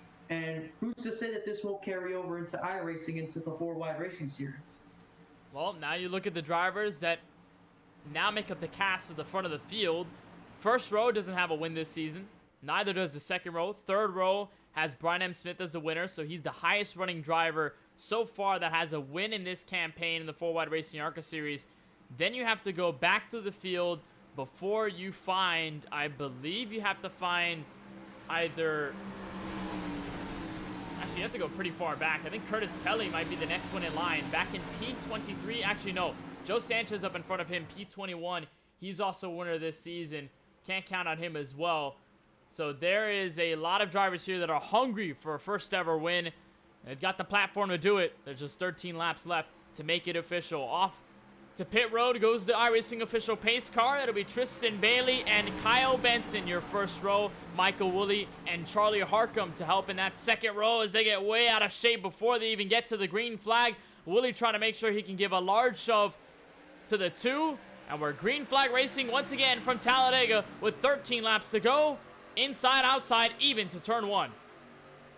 13 laps to go, Kenneth, but I don't think we've seen the last caution in this race. We've heard it from the drivers like Joey Logano that the last 10 laps, it's like everyone forgets how to drive from how aggressive they tend to get. I don't think this will be any different. Michael Woolley, one of the drivers who's never won in this series, he's going to be very aggressive to try and get win number 1. Tristan Bailey, same thing. He's out front trying to see if he can get his first win. Brian Smith trying to squirm into that 3rd spot, seeing if he can get number 2 on the season. That 69 was very impatient to give the shove to the 2, but he almost tries to go up top. Maybe made that peak, but also looking to get some clean air on his nose. Kyle Benson still pioneering the top as Tristan Bailey will join them up through, but they're going to dump him through the middle. Benson going to have help from Charlie Harcum, and all of a sudden, Tristan Bailey is in the middle of the sucker hole.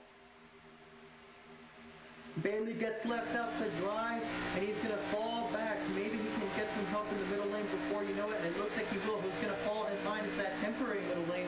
Pushing, looks like the 46 and the 10. Kyle Benson trying to lead that outside. You see Smith considering moving up. He's going to do so. Woolley tried to block, but now the outside has momentum. It looks like the number 2 trying to make some move. They might be 3 wide. Don't be surprised if they end up 4 wide soon as the 78 blocks Benson. And the 2 now has help from a couple cars. There's the 8 of Murray. There's the 25 of Munier. And Tristan Bailey comes back up to the front. But Brian M. Smith still making it work all the way in that 3rd lane. They get way loose, and the 2 goes into the outside wall, but they're able to save it. Now they're spinning behind. That's Newbron on the inside wall. Will that be a caution flag? The answer is no. We stay green as they were 3 wide for the race lead, and now Brian M. Smith trying to make it second line work with help from Murray. Now the caution wave. And the yellows, I believe that there was an incident in the trial, but just after that spin by Newbron. There we saw a car slow up against the outside wall. Moments afterwards, I believe there's Newbron trying to catch back up with significant right front damage to his car. But what a sequence of events. We saw Bailey with a big run through the middle, then tried to move up in front of the 78 to make a block, and that put himself into the wall. But back here, looks like he tried to block the 13 of Craig Longslanger. That sent him around into the inside wall. Right here, you see Longslager tries to shoot the gap. 56 comes down to block. But then later on, not too long after that, a car gets turned into the outside wall, but I'm not sure who it was. I couldn't quite see it. And that's probably the reason for precaution. You see a slow car right there. I'm not sure what may have caused this one in particular. There's the field come by. As Jesse Prees was kind of in the middle of that. The caution flag is displayed. There he is. And we saw Michael Newbron slow on the racetrack as a result of that incident, so he's got heavy front-end damage to his Chevrolet, and I'm not sure whether he is going to go down pit road for this damage. He does have the fast pair available to him, so can go down pit road and pull the trigger if he needs to in the final 10 laps or so, but he's going to wait for a moment, catch up with the field, and then be on his way, I guess, all the way to the very end, as Michael Woolley will take away the race lead.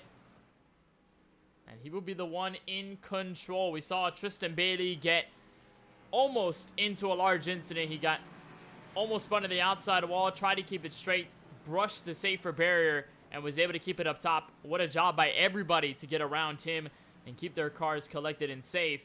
But obviously you saw the incident behind there. That's the reason we have our caution. And now it's a 10-lap or less sprint Francisco all the way to the very end of this race. So unpredictability is still very much in the cards. And now we continue to have ourselves twisted with different leaders, different drivers up front. That means that it's only going to continue to change, especially if we get more yellows down the road. I really do think we're not done with them yet, Kenneth. It's just very chaotic, especially when you consider the fact that these ARCA cars have a hard time pushing. And you being inside that race car, you just want to go up there and shove that car in front of you because you feel like it's going to help them. You feel like it's going to help yourself. You feel like maybe I can do it. Maybe I can. And just one push gone wrong at the wrong part of your car touching the wrong part of theirs, and that's how you can cause a massive crash. We were fortunate not to have a big one with Tristan Bailey getting sideways in front of the field, but I'm not so sure some of these guys may get lucky twice. Well, I want to do yellow. We've doubled up the field. Michael Woolley will be your race leader. I want to give a shout out to a new viewer that's just joined in from the chat. That's Nicholas Monticelli, a driver that, if you haven't recalled from KBRN history, was a Truck Series driver in the Oscar Truck Series back when we broadcasted it last season. And I think if, Monticelli, if you've tuned in now, then you've tuned in at the right time here on the KBueno Racing Network for the final 10 of this 11th round of the 4-Wide Racing ARCA Series from Talladega. We will have more, though, tomorrow on Max Speed TV for the YouTube channel, so things from Talladega aren't quite over yet. We will have a winner here in the ARCA Series, and we'll have a winner tomorrow night, Wednesday, October 6, 2021, where we kick off the 11th round of the Cup Series as well. Here from Talladega, we'll crown a winner, and then we'll get off of our Super Speedway week and separate things once again, as the ARCA Series next week will move to 5 flags. We'll have another spread. We'll see which drivers win. The coverage will begin at 9:10 p.m. Eastern tomorrow night. Same deal for next Tuesday for the 4-Wide Racing ARCA Series. So much to look forward to, especially the fact that we haven't even started the playoffs yet. Things are only going to get more intense once we kick off the run for the championship in a couple of weeks' time. But we still have to find out who's going to win this race tonight from Talladega. It is lap 68 that will come across on the start-finish line of 75. Only a handful of laps left here from Talladega. It's Woolley on the inside, Smith on the outside for your row 1. It's help from Murray and Jacob Denson in row 2 from either line. Cody Ivey, Tristan Bailey all the way back to P6. Pace car will make its way down. We'll see when Woolley, the control car, will go and stomp onto the gas pedal, move up through the gears in the final laps. They'll move to the tri-oval. Barney the flagman will have the green flag waved and ready here for the green flag from Talladega. Only a handful of laps left. Woolley to the gas pedal. We're back under green at lap number 68. And a good start for Woolley, but another good one as well for Smith. So it's going to come down to where the help lies as they start to get up to speed. Smith might have the advantage here. He does have some help there from Charlie Harcum. You see the aggressiveness there. Tristan Bailey wasting no time going to the outside. That's going to help Woolley immediately because that's going to stall out some of that momentum on the outside line. But the Smith decide to move up and cover that spot. No surprise there from the third line, developed by Tristan Bailey. Brian M. Smith has worked with him all race long, but he's not going to choose to block the momentum up high. He's going to stick with Denson for the moment, but it is a full packed-in field, 3x3, multiple rows deep. AJ Green, Jovi Ray now wanting to join the middle. There's the 99 of Forster up there on the top. Woolley's going to have the most amount of momentum, but we come to lap 69 with only a handful of laps to go. It's Woolley in control so far. Woolley in control, but not by much, as Brian Smith is continuing to try and get up alongside him with the 45, trying to see if he can push that 78 clear of the front, but unable to make that work. Woolley out in front. They're 3x3, several rows deep. Kenneth, how long can they keep this up? We saw that third line have about at least 4 cars max before they went down to the middle line, so now it's only 2 between Tristan Bailey and the driver behind him in the 10 of Kyle Benson, but they have a huge run coming to turn 3. They're going to have a nose out front for a moment, but it's all going to dissipate in matters notice as the 78 to 69 going to come right back to make moves on the inside lane. But now comes the final laps. How much will strength of numbers matter as the 78 comes right back to the door of the 69? And how aggressive do you get with blocking if you're able to get clear? We haven't seen any of these top 2 right now able to get clear of the other line, but if they do, how aggressive do they get with blocking? We've seen Smith not exactly decide to move up in front of Tristan Bailey. He has worked with Bailey. Surprised he hasn't moved up in front of him. Maybe thinks that Bailey isn't going to be that helpful at this part of the race. You're right on board with that Wonder Bread. Talladega Nights Ricky Bobby machine as they work that outside lane. Another huge run, and this time more cars to follow. That's Douglas. That's the 73 of Webb. That's Bishop behind them. They're again going to have the nose out front, but it's really hard to determine a race leader at this point, as again, 3x3 for the race lead. Impressive stuff here. They're going to start wrecking. Cars into the wall. We have a spinner down the track. That's the 71 of Kelly. They're wrecking in the back. Bishop involved. I'm surprised that was not more cars than what we're seeing right now, Kenneth. And they're spinning all over the place. There's Curtis Kelly. Huge damage to the front end of the 93. The Amoco Dave Blaney machine. That's Kevin DeLeo limping in the inside grass on the tri-oval. And he actually can't move. His left front is completely torn apart. There's Bishop to the inside wall. And with 5 laps left, we have a significant caution that could put us in a green-white checkered territory. Let's take a look at exactly how this all began here in turn 3. And arguably it started with the 48 of AJ Green. Got up. I believe it was a move from the inside lane. Actually, it was Cody Ivy that got into the 48, who then gets into the 10. They try to check up. There's a bunch of cars there behind. They were in reactionary to all the things happening up ahead. They were unlucky in this instance. There's a 93. He gets slammed there. The 71, Jesse Prees, comes right back up the track into the 42. The 53 also gets the tag from the 93 as well. And it is a big stack of up. Many of these guys have taken the fast pair to open this race. The race is maybe done for good with 5 laps to go. And what this will do, Kenneth, is that it's going to put us into overtime. This, I believe, will be the first overtime attempt if we don't get a restart within an organic green-white checkered. Though that still is a possibility. We could very well have an organic 2-to-go restart here. But regardless of that, that is going to put us in the window where we start having 2-lap shootouts.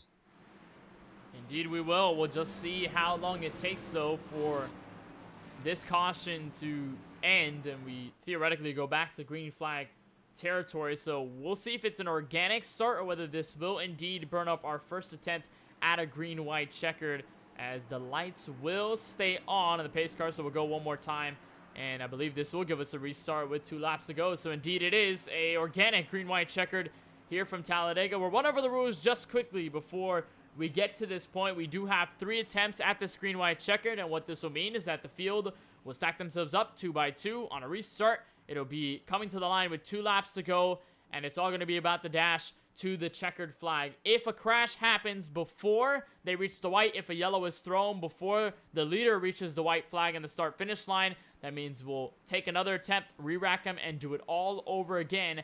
However, if we do take the white flag, that means we are definitely having a winner no matter what happens. Cautions are not going to affect the end of this race, and whoever crosses the line first will be your winner here tonight. And then our final option, if we burn up all 3 faster pairs, or not faster pairs, green-white checkered attempts throughout this final stint, that means that whoever's in the race lead at the time of caution on that last attempt will indeed be the winner. We'll finish the race under yellow with the pace car in control, and whoever's frozen at the field in first from timing and scoring, they will be the race winner, and they will have no contention from the rear, no challenge from the rear either. They'll just be coasting themselves at pace speed to the checkered flag. We had all 3 attempts burned up at Homestead just a couple of weeks ago. We've had ourselves multiple green-white checkered attempts on end here in this 4-wide racing ARCA series and the Cup series combined. And I think no surprise, Francisco, that we end up here with 3 laps to go at Talladega. And don't be surprised if we end up in the same position tomorrow, Kenneth. Talladega, I think, is probably one of the most the tracks on the schedule that most likely will land itself in a green-white checkered finish, assuming you get all the way to the end of the race in the real life side of things. But on iRacing, even then, so you're most likely going to end up in a green-white checkered finish. I believe in the last 10 playoff races at Talladega, we've had a green-white checkered at least 7 of those times that I can think of just off of the top of my head. So green-white checkered finishes and Talladega, they definitely go together like peanut butter and jelly. See if they mesh well here when we should get the next restart in the next lap time. So pace car lights will indeed go off, I believe. We'll have the restart with exactly 2 laps to go. We'll cross the line. Pace car lights indeed are off, so Restart will come next time by Michael Woolley, your race leader. There's Kyle Benson coming off pit road. It's Brian M. Smith to his outside. We've seen him aggressive all night long, but it's all about what he can do in the final 2 laps. Tyler Murray has made a miraculous recovery from a crash early on in tonight's coverage to now in position to win this race in P3. Jacob Denson has put himself in the forefront of the conversation as well, up to P4. It's Tristan Bailey, the Highline Pioneers, we'll call him. He's not going to have the Highline option, though, this time. He'll be on the inside when we come back to racing. Cody Ivey will be behind him in P6. And you'll find CJ Munier, AJ Green, Joe Sanchez back to P9. It's Jovi Ray in the 5 machine in that Fastenal Chevrolet Impala SS back to your top 10.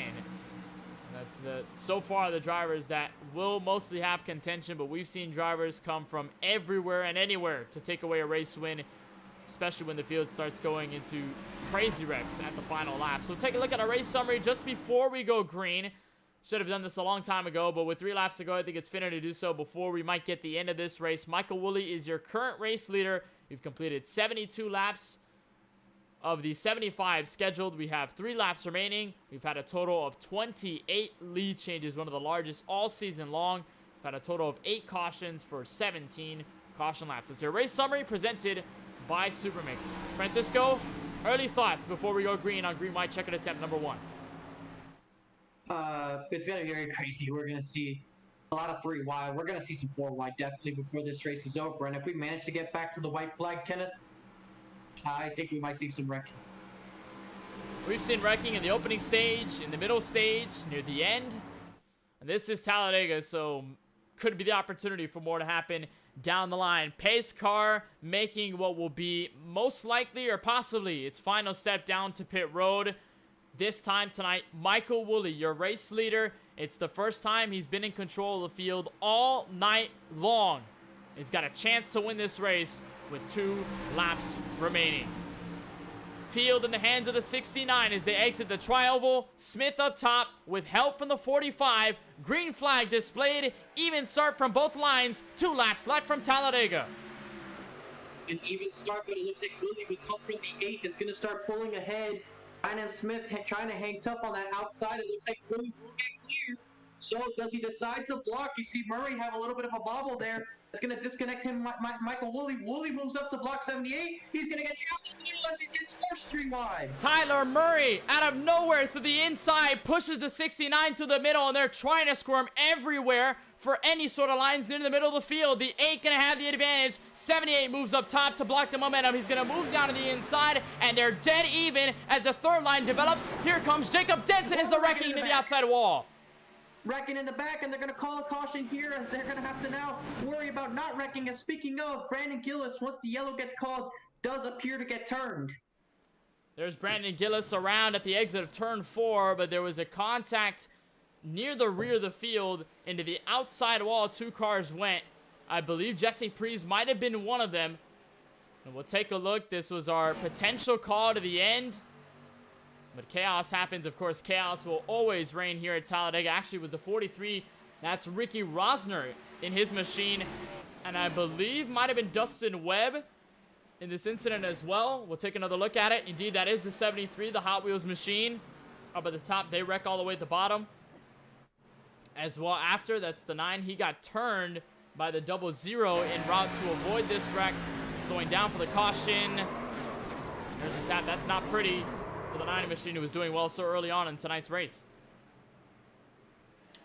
Yeah, it's just part of the things that come down to this late race action at Talladega, Kenneth. It's everyone tries to do so much, and you're fighting for so many positions, trying to get to the front with everybody in every single line. There's just not enough room, and one move can just change a lot of things and cause a wreck. I'm surprised we haven't seen the real big one at the front of the field, but it's probably holding out until the very end. So what this will do, though, is give ourselves a new race leader, and that will be the car you're looking at right now, the 8 of Tyler Murray, who will control the field. He was behind the 69 of Woolley when we went to the green flag, and now Woolley's back to 4th. Murray has shifted himself back to the 1st position. Tristan Bailey back to P2. It's Smith back in P3. So again, go another lap under caution here in the final laps. Take our second attempt, or I believe take our first actual official attempt at a green-white checker to extend this race further. And this has been wild from the end. But how about that move, Francisco, at the exit of turn 2? Willie gets out of shape, gets slowly shoved out of line.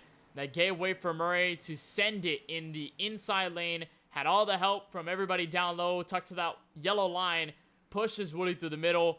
And that's a key moment in this race to take the lead away. We'll just see how long it lasts for him.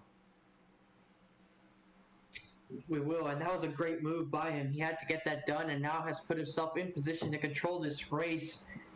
Tristan Bailey, he's been aggressive all day, Kenneth. I don't think we've seen the last of him. And Brian M. Smith, maybe now's the time where he can work with one of those guys as he's worked with them before. Colin Forster in this top 5. He doesn't seem to go away in any of these races, trying to see if he can have another solid finish. We haven't seen too much of it in the ARCA side of the series. Maybe he can turn that around and try and see if he can score a good top 5 finish in both races this weekend.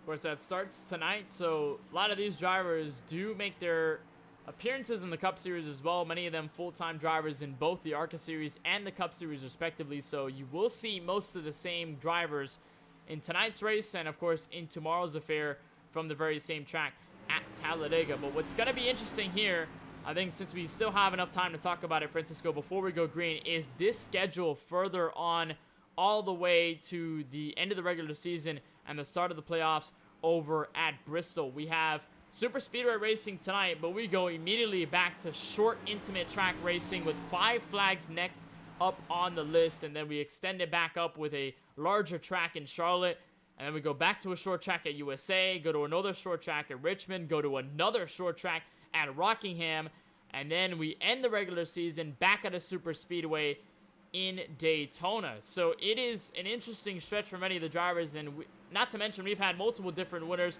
multiple different changes in the point standing, so that does mean that it's pretty much wide open for the championship before we start the playoffs.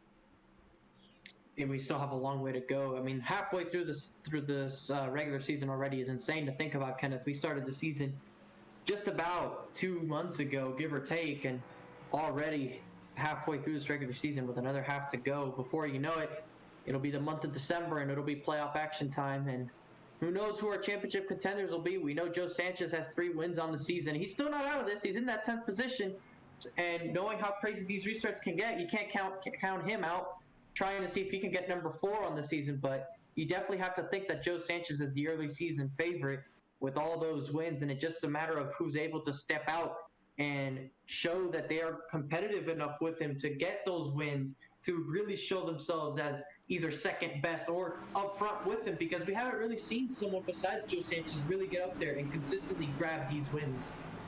Gotta also think that the battle for the points lead is also simmering here as you look near the rear of the field. This is not by coincidence. This is by design. The 13 of Craig Landslager up at the top in 14th, and 15th place Tony Kivet. These two have been head-to-head for the points lead since the start of the season. Craig Landslager had control of it early on, but has since slipped off just a little bit. Tony Kivet was able to gather a good amount of points to take away the race lead.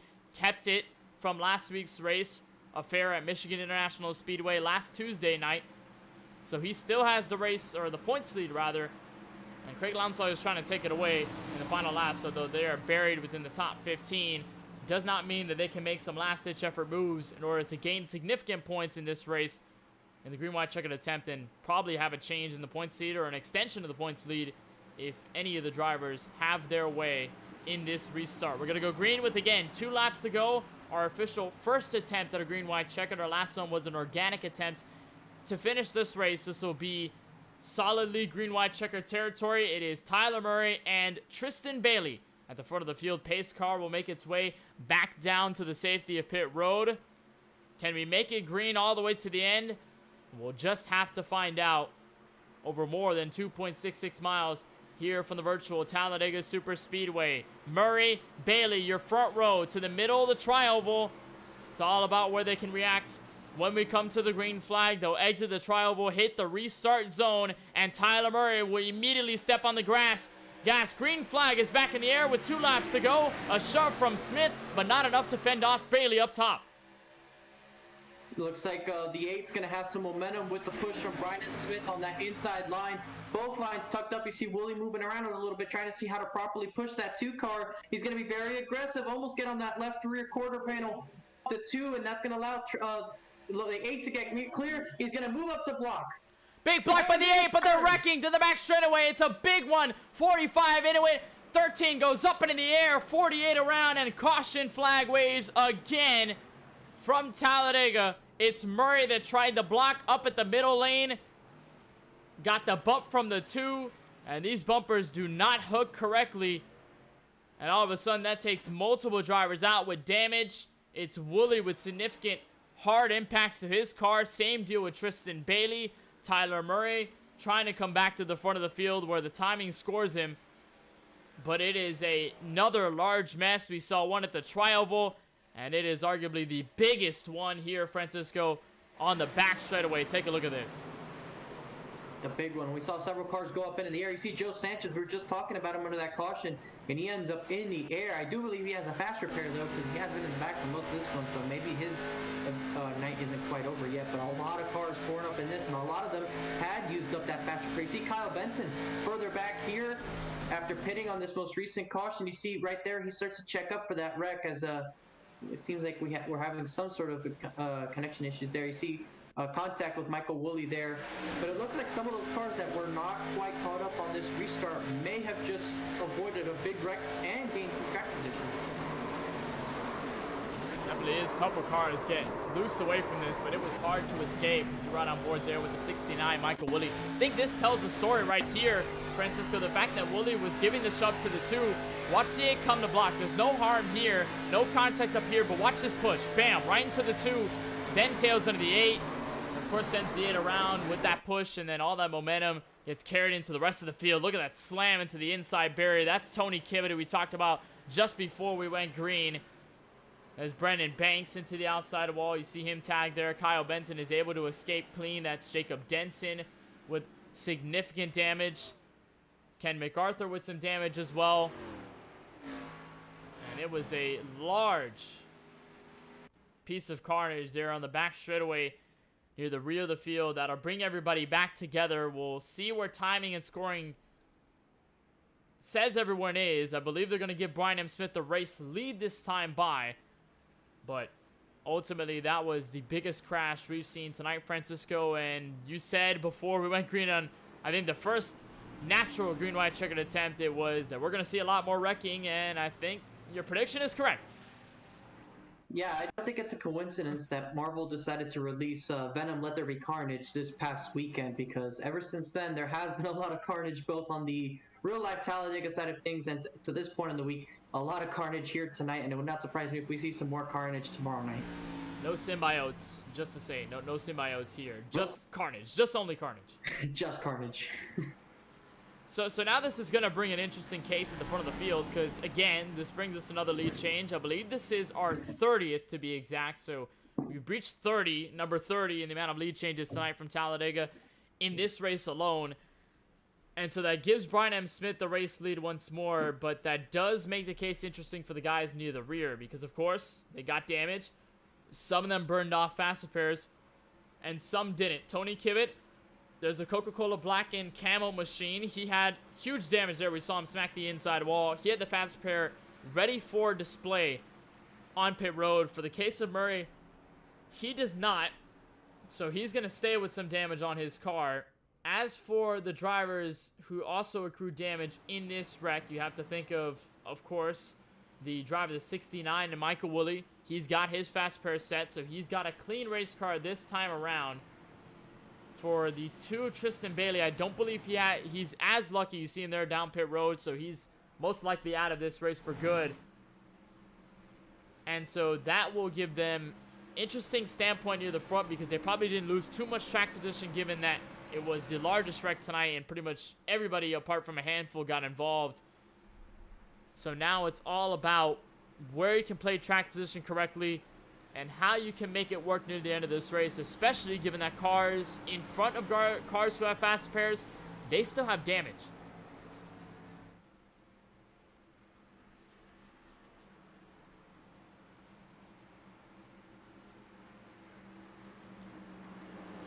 So lights are out on the Iracing official pace car. We'll double them up with, again, 2 laps to go. This should be our second official attempt to end this race.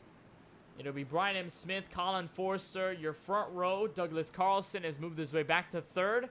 It'll be Jesse Priest in the 00 on his outside, followed by AJ Green, Lance Hill. They've got some damage on their cars, but ultimately they're just trying to hold on for track position to the end of this affair. 7th and 8th will belong to Curtis Kelly and Jovi Ray. And you'll find Ken MacArthur, Daytona winner from earlier this season, and Jacob Denson in the 45. Still a lot to come here from Talladega with about 2 laps left.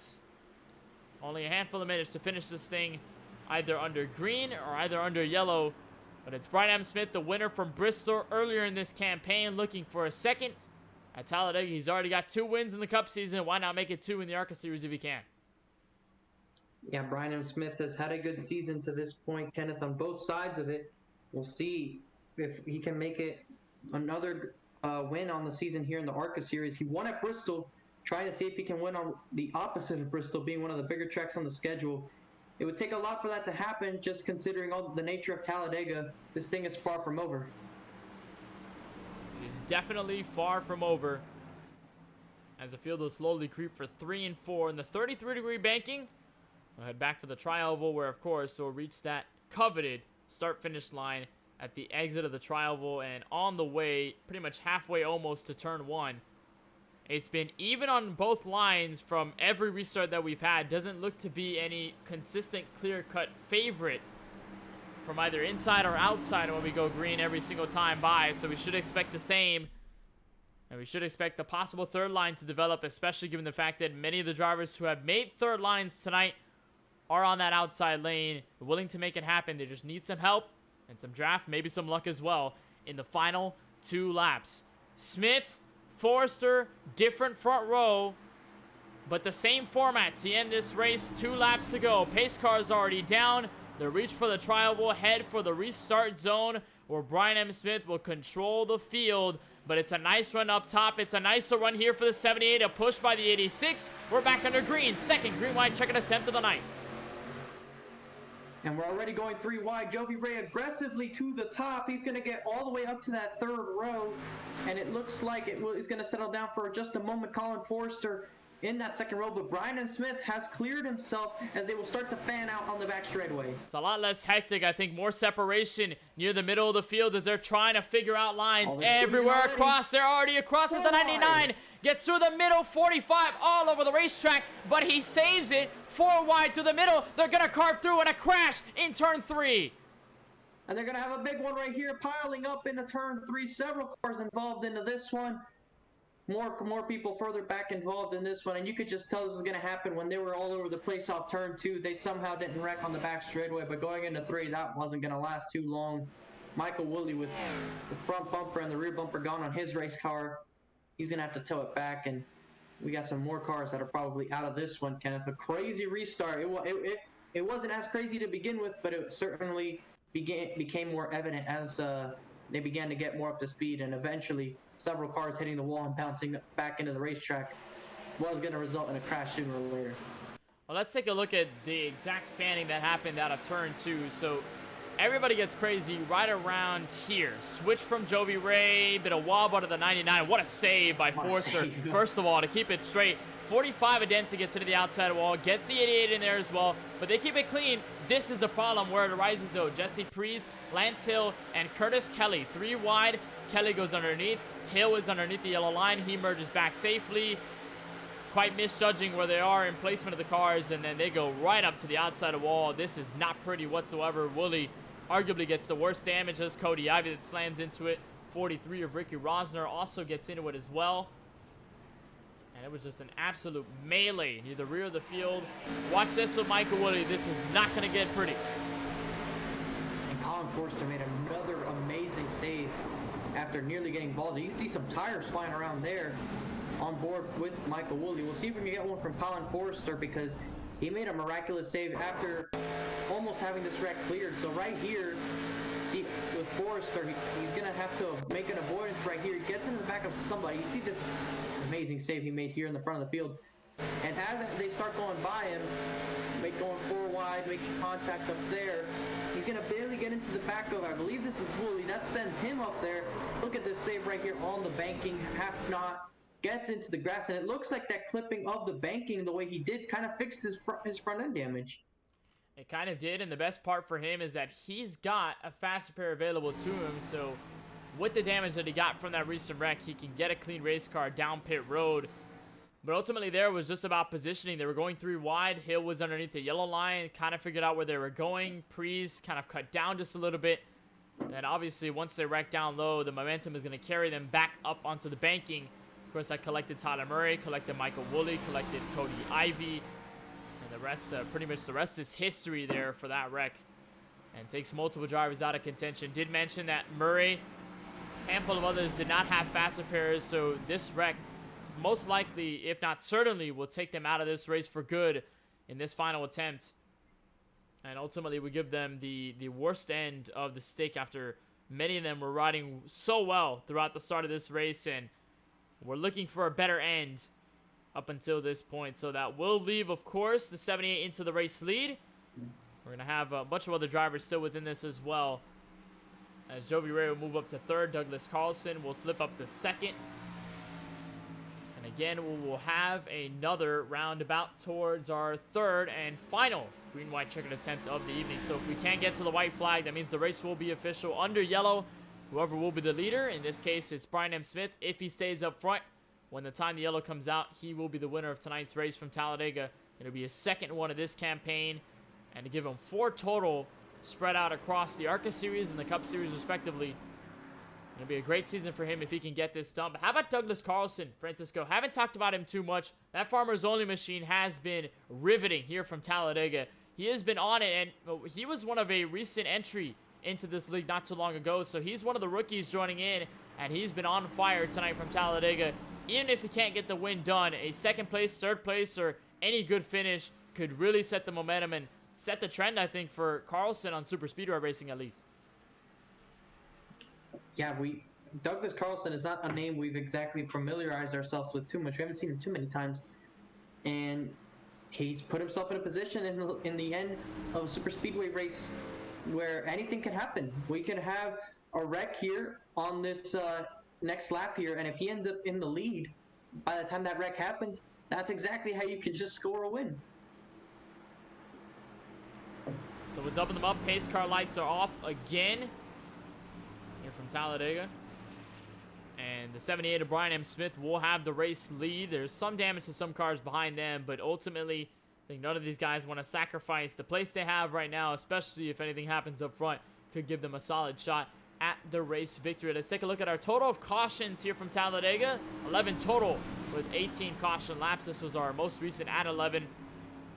Again, 30 lead changes here tonight from Dega, so it's been a wild variety of cars up at the front of the field. There's a nice look at the fastest lap of the race of 49.238, which is set by the 71 of Curtis Kelly earlier on tonight, of course, coming at 2 laps remaining in this one.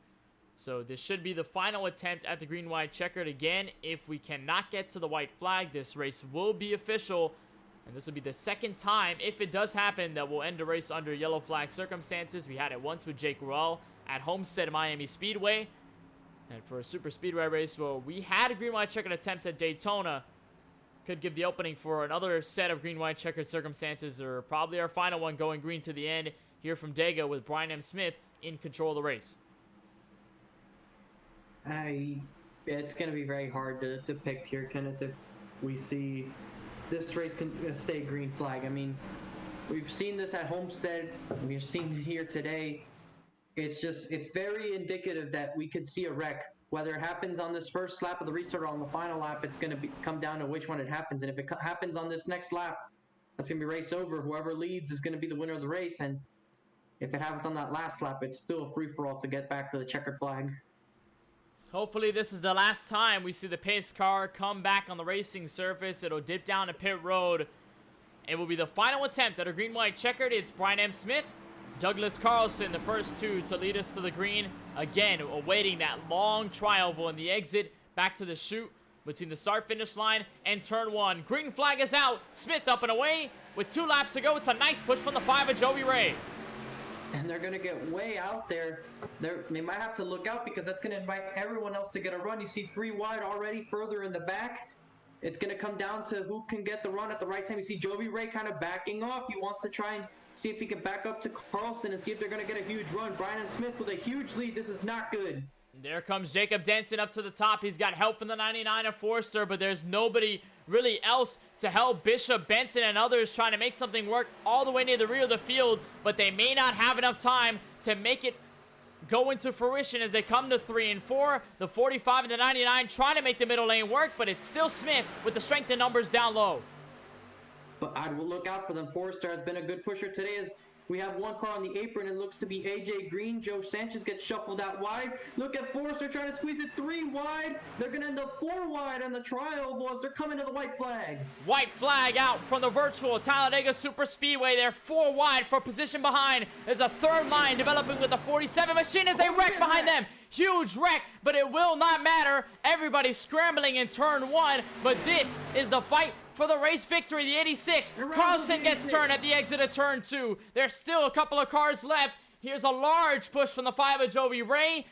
There's Brandon Banks all the way at the top, 3 wide. Bailey out of nowhere back in the mix here in turns 3 and 4. To the inside they'll go, and it is about 3 by 3, couple of rows deep off of the final corner, and it's down to the travel all the way to the start finish line at the exit of the tri-oval. 5 gets turned. Joey Ray over the outside wall. They wreck behind him. It's chaos near the back, but it's Brian M. Smith, second season victory from Talladega. They all got caught up in each other trying to race for second that they just handed the win to Brian M. Smith there, Kenneth. I can't believe it. We saw the 88 pull high and abandon Colin Forrester. That just gave everything the 78 needed to make this win possible. They all trampled each other trying to get up to him, that nobody really worked with each other to try and get around him. And look who ends up second, Joe Sanchez. Joe Sanchez in the middle of it all ends up in P2. Brandon Banks survives for third after an incident earlier in tonight's race. But it's Brian M. Smith holding on for victory in that Furniture Row machine. The victor here at Talladega. We need to look at that one more time, Francisco, because there's a lot to unpack in the final 2 laps. There were 2 distinct incidents that happened near the end of the race and we definitely have to talk about. There was one near the rear of the field that we almost about got to because obviously we were trying to get the white flag in. So this is the entire field right here. Tri-oval, back to the start-finish line. Look at this move by Colin Forrester, splitting it 3 wide. Denson is able to clear himself. They're 4 wide as Sanchez makes a move by himself up top. There's a wreck though behind them. You'll see it as they come into turn 1. Involves the 45 of Denson, who by the way ends up P9 in tonight's race. You'll see it here. The contact right about there as he tried to merge back in. That's the 97 to Ken MacArthur. They tag up. That's the 47 to Gibbs. Benson, the 56 of Michael Newbraw. They get caught up in that incident, but of course we got to the white flag. The 86 of Carlson got turned at the exit of turn 2. But this is it, Francisco. All over the racetrack. They're trying to fight for second and beyond, trying to catch up to Smith. They're 3 wide at the exit, or the entrance of turn 3 to turn 4. But it's the tri-oval that signifies the end of this race and gives Brian M. Smith the victory. The scale was definitely settled right here when the 5 got turned right here off of the corner. You see right here, just a push by Kivett, and around he goes. Then Forster gets turned by Bailey, and they all wreck each other into the outside wall. Several cars have popped up into the air on this final lap, Kenneth. Just a lot of hard hits, and like I said, everyone just trampled on each other trying to see if they can get near the 78, but no one really worked together to try and get by him. Take a look here at Brandon Banks. This is the driver that comes home third, by the way. Watch this in the middle of the field, and they're gone. He almost got second. He tried to go to the inside of Sanchez, a definite fight for P2. But at the end of it all, it is Brian M. Smith at the front of the field. It's his second race victory in this season as they came wrecking behind them. It was a melee near the rear. But we'll take a look at your full race results here from the virtual Talladega Super Speedway. And of course, it's Brian M. Smith won his very first start in this series over at the Bristol Motor Speedway.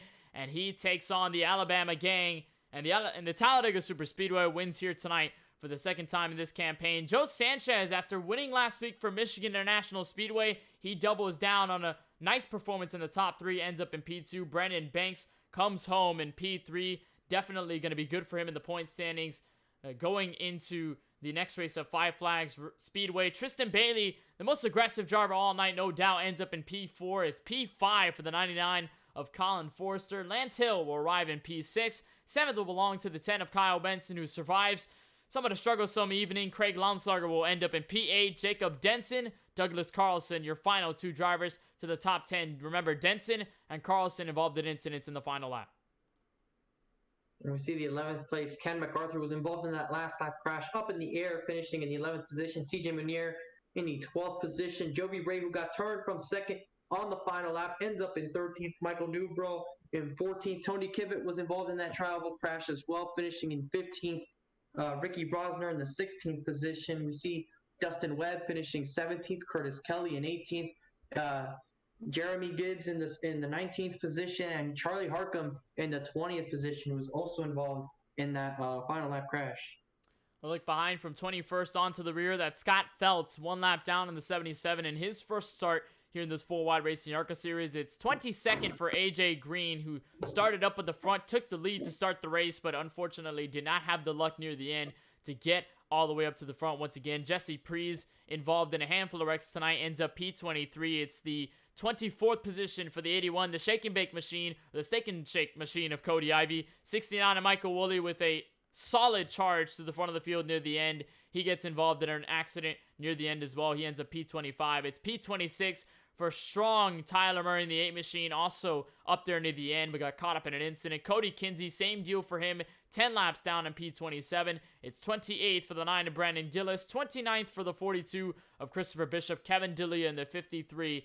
Issues near the mid portion of this race. He caps off the top 30. These are the final 2 drivers in the field. The 08 of Pete Bruni ends up 31st. It's 32nd, last position for the 11 of Austin Reedy. Made an early exit down pit road under green flag circumstances after having a strong one early on in the first segment.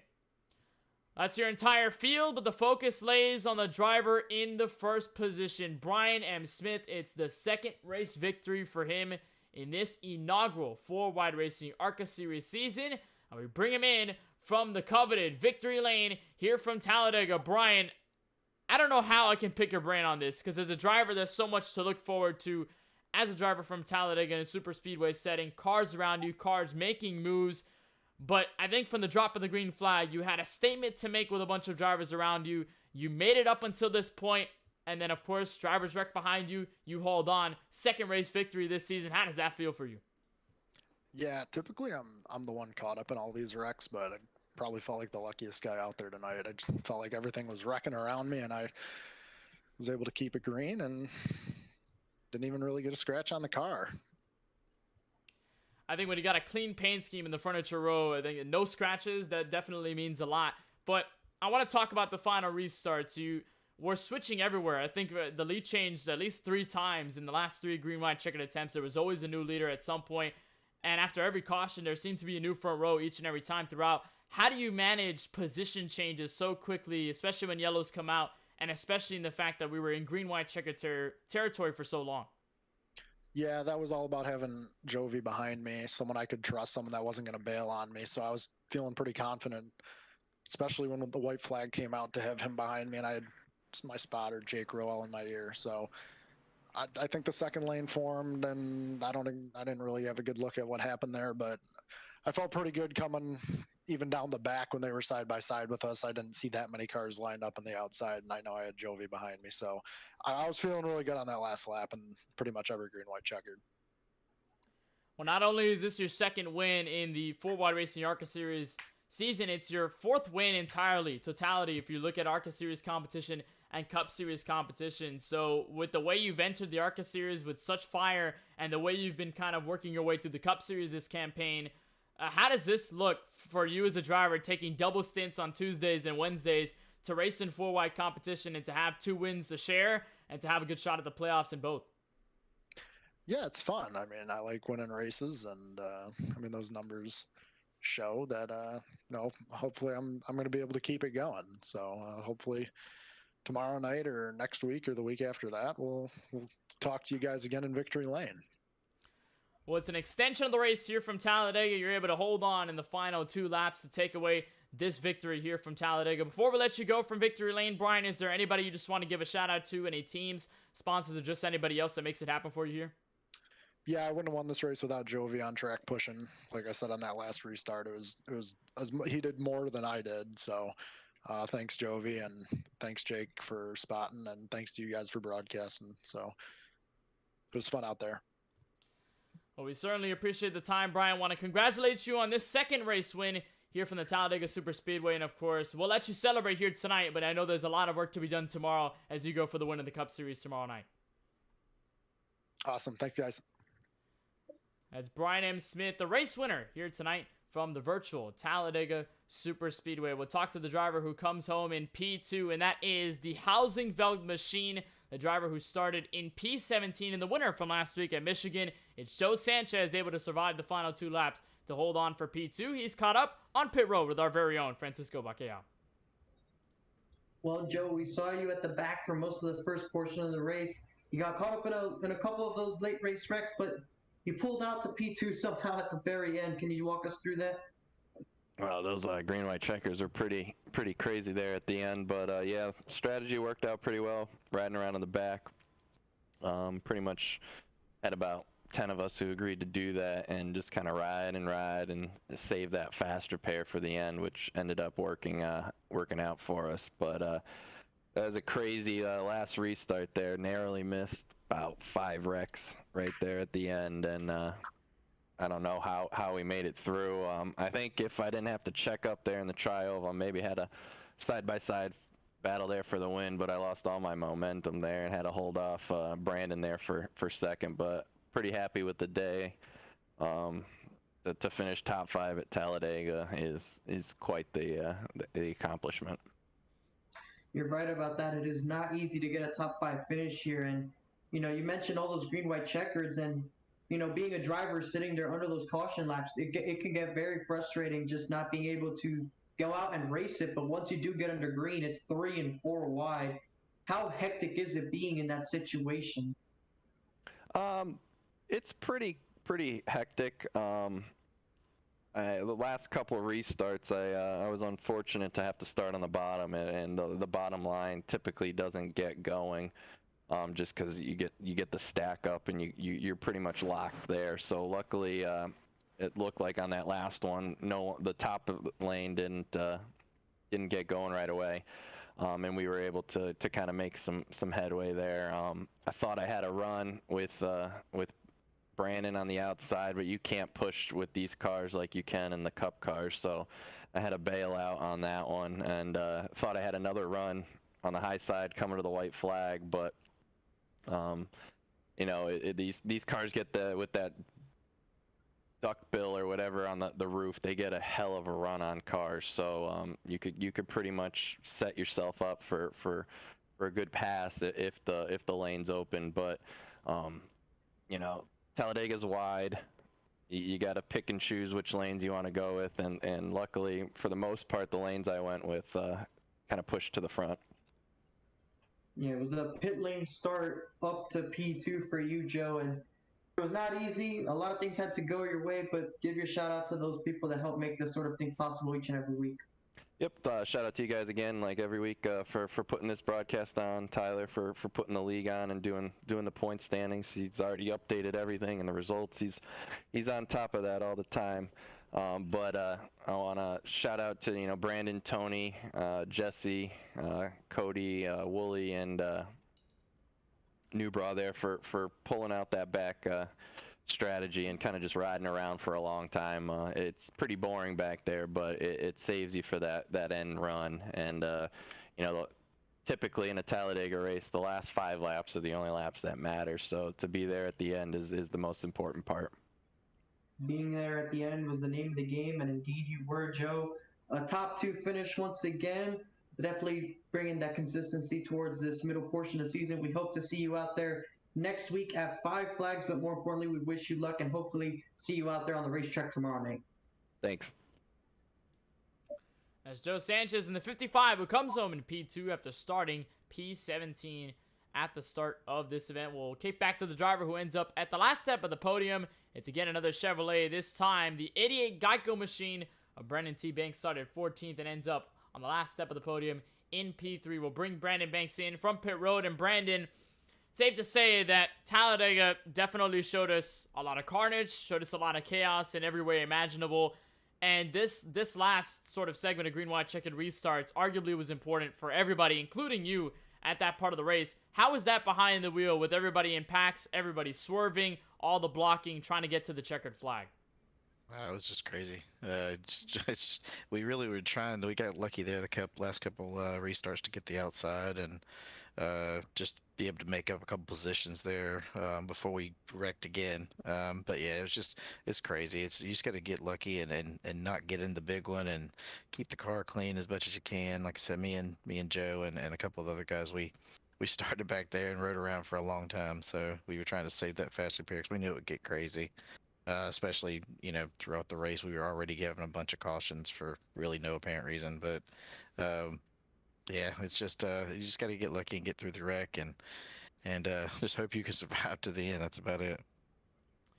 Well, we definitely saw you in that green flag strategy run where you were leading a large group of cars all the way to the back. So I can imagine that was part of the strategy to stay back and just hold, not do anything crazy to the end. But I want to talk about building runs here in these cars. Obviously, bump drafting is kind of a no-no with the way the bumpers are designed here in the iRacing service. But to build them here at a track like this definitely means a lot to gain position. How important is it as a driver to get yourself in structure, but to also get the other drivers around you in structure to build the line and gain momentum to go up to the front of the field? Yeah, these cars get crazy runs. Like you said, you can't really bump draft, so you just kind of, when you get your run, you just got to try to take it and just hope somebody doesn't try to block you. Otherwise, I mean, they're going to go around. It's almost impossible to bump draft. But yeah, it's they're huge. And just trying to just take them when you get them, and get your way to the front, and just try to get in a position to where you can be there. And it's we, like I said, we rode around for quite a while back there leading that pack group of guys. Appreciate all of them for what they did, and just trying to keep the cars clean and get a chance there at the end. Well, you got a chance at the end. You end up P3.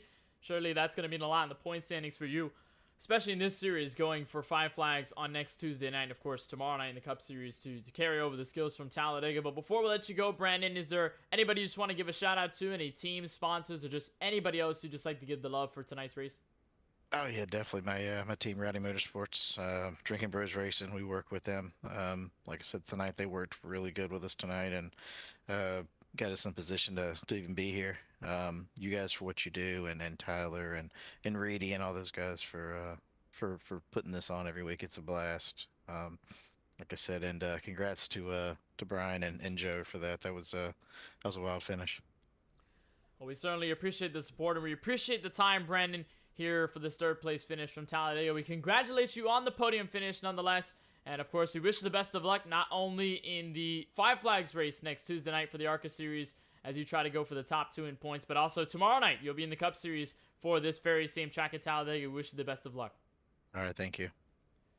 That is Brandon Banks, the driver who comes home in P3 and finalizes our segment of driver interviews. Well, Francisco, what a way to end it from Talladega, but can't say we're surprised considering what this track brings in the real life and in the sim. We saw a nice balance, though, between, we talked about it under break, a balance between a lot of the wrecks at the front, but then had a good amount of green flag strategy before. Of course, you have to sum up a race, Talladega, in the best way imaginable, and that is green, white, checkered finishes to the end, crashing to the line, and a race winner in Brian M. Smith. It's about as hectic as can be without crossing the line of just being way too much overboard, I think. So I think this was definitely one of the best super speedway kind of races you can have, a balance between the amount of wrecks and the amount of actual racing we get. We talked about that. And ultimately, Brian M. Smith was able to place his car in the right position at the right time and do enough on these restarts and the timing of these cautions to work his way up and keep himself at the front of the field. And like I said, everyone just trampled over each other trying to race for that second spot to give themselves a chance to race him instead of trying to race him. And that is exactly what caused everyone to battle for second and eventually wreck for second, and saw Brian M. Smith able to cruise to the line through the trial oval and ultimately take his second win of the season. And I really think that as we move into next weekend, it is going to be very interesting because this track is a wild card, but I think next week is just as equally as a wild card because I have never seen a race at Five Flags that isn't with the super late models, and I think it's going to be very interesting.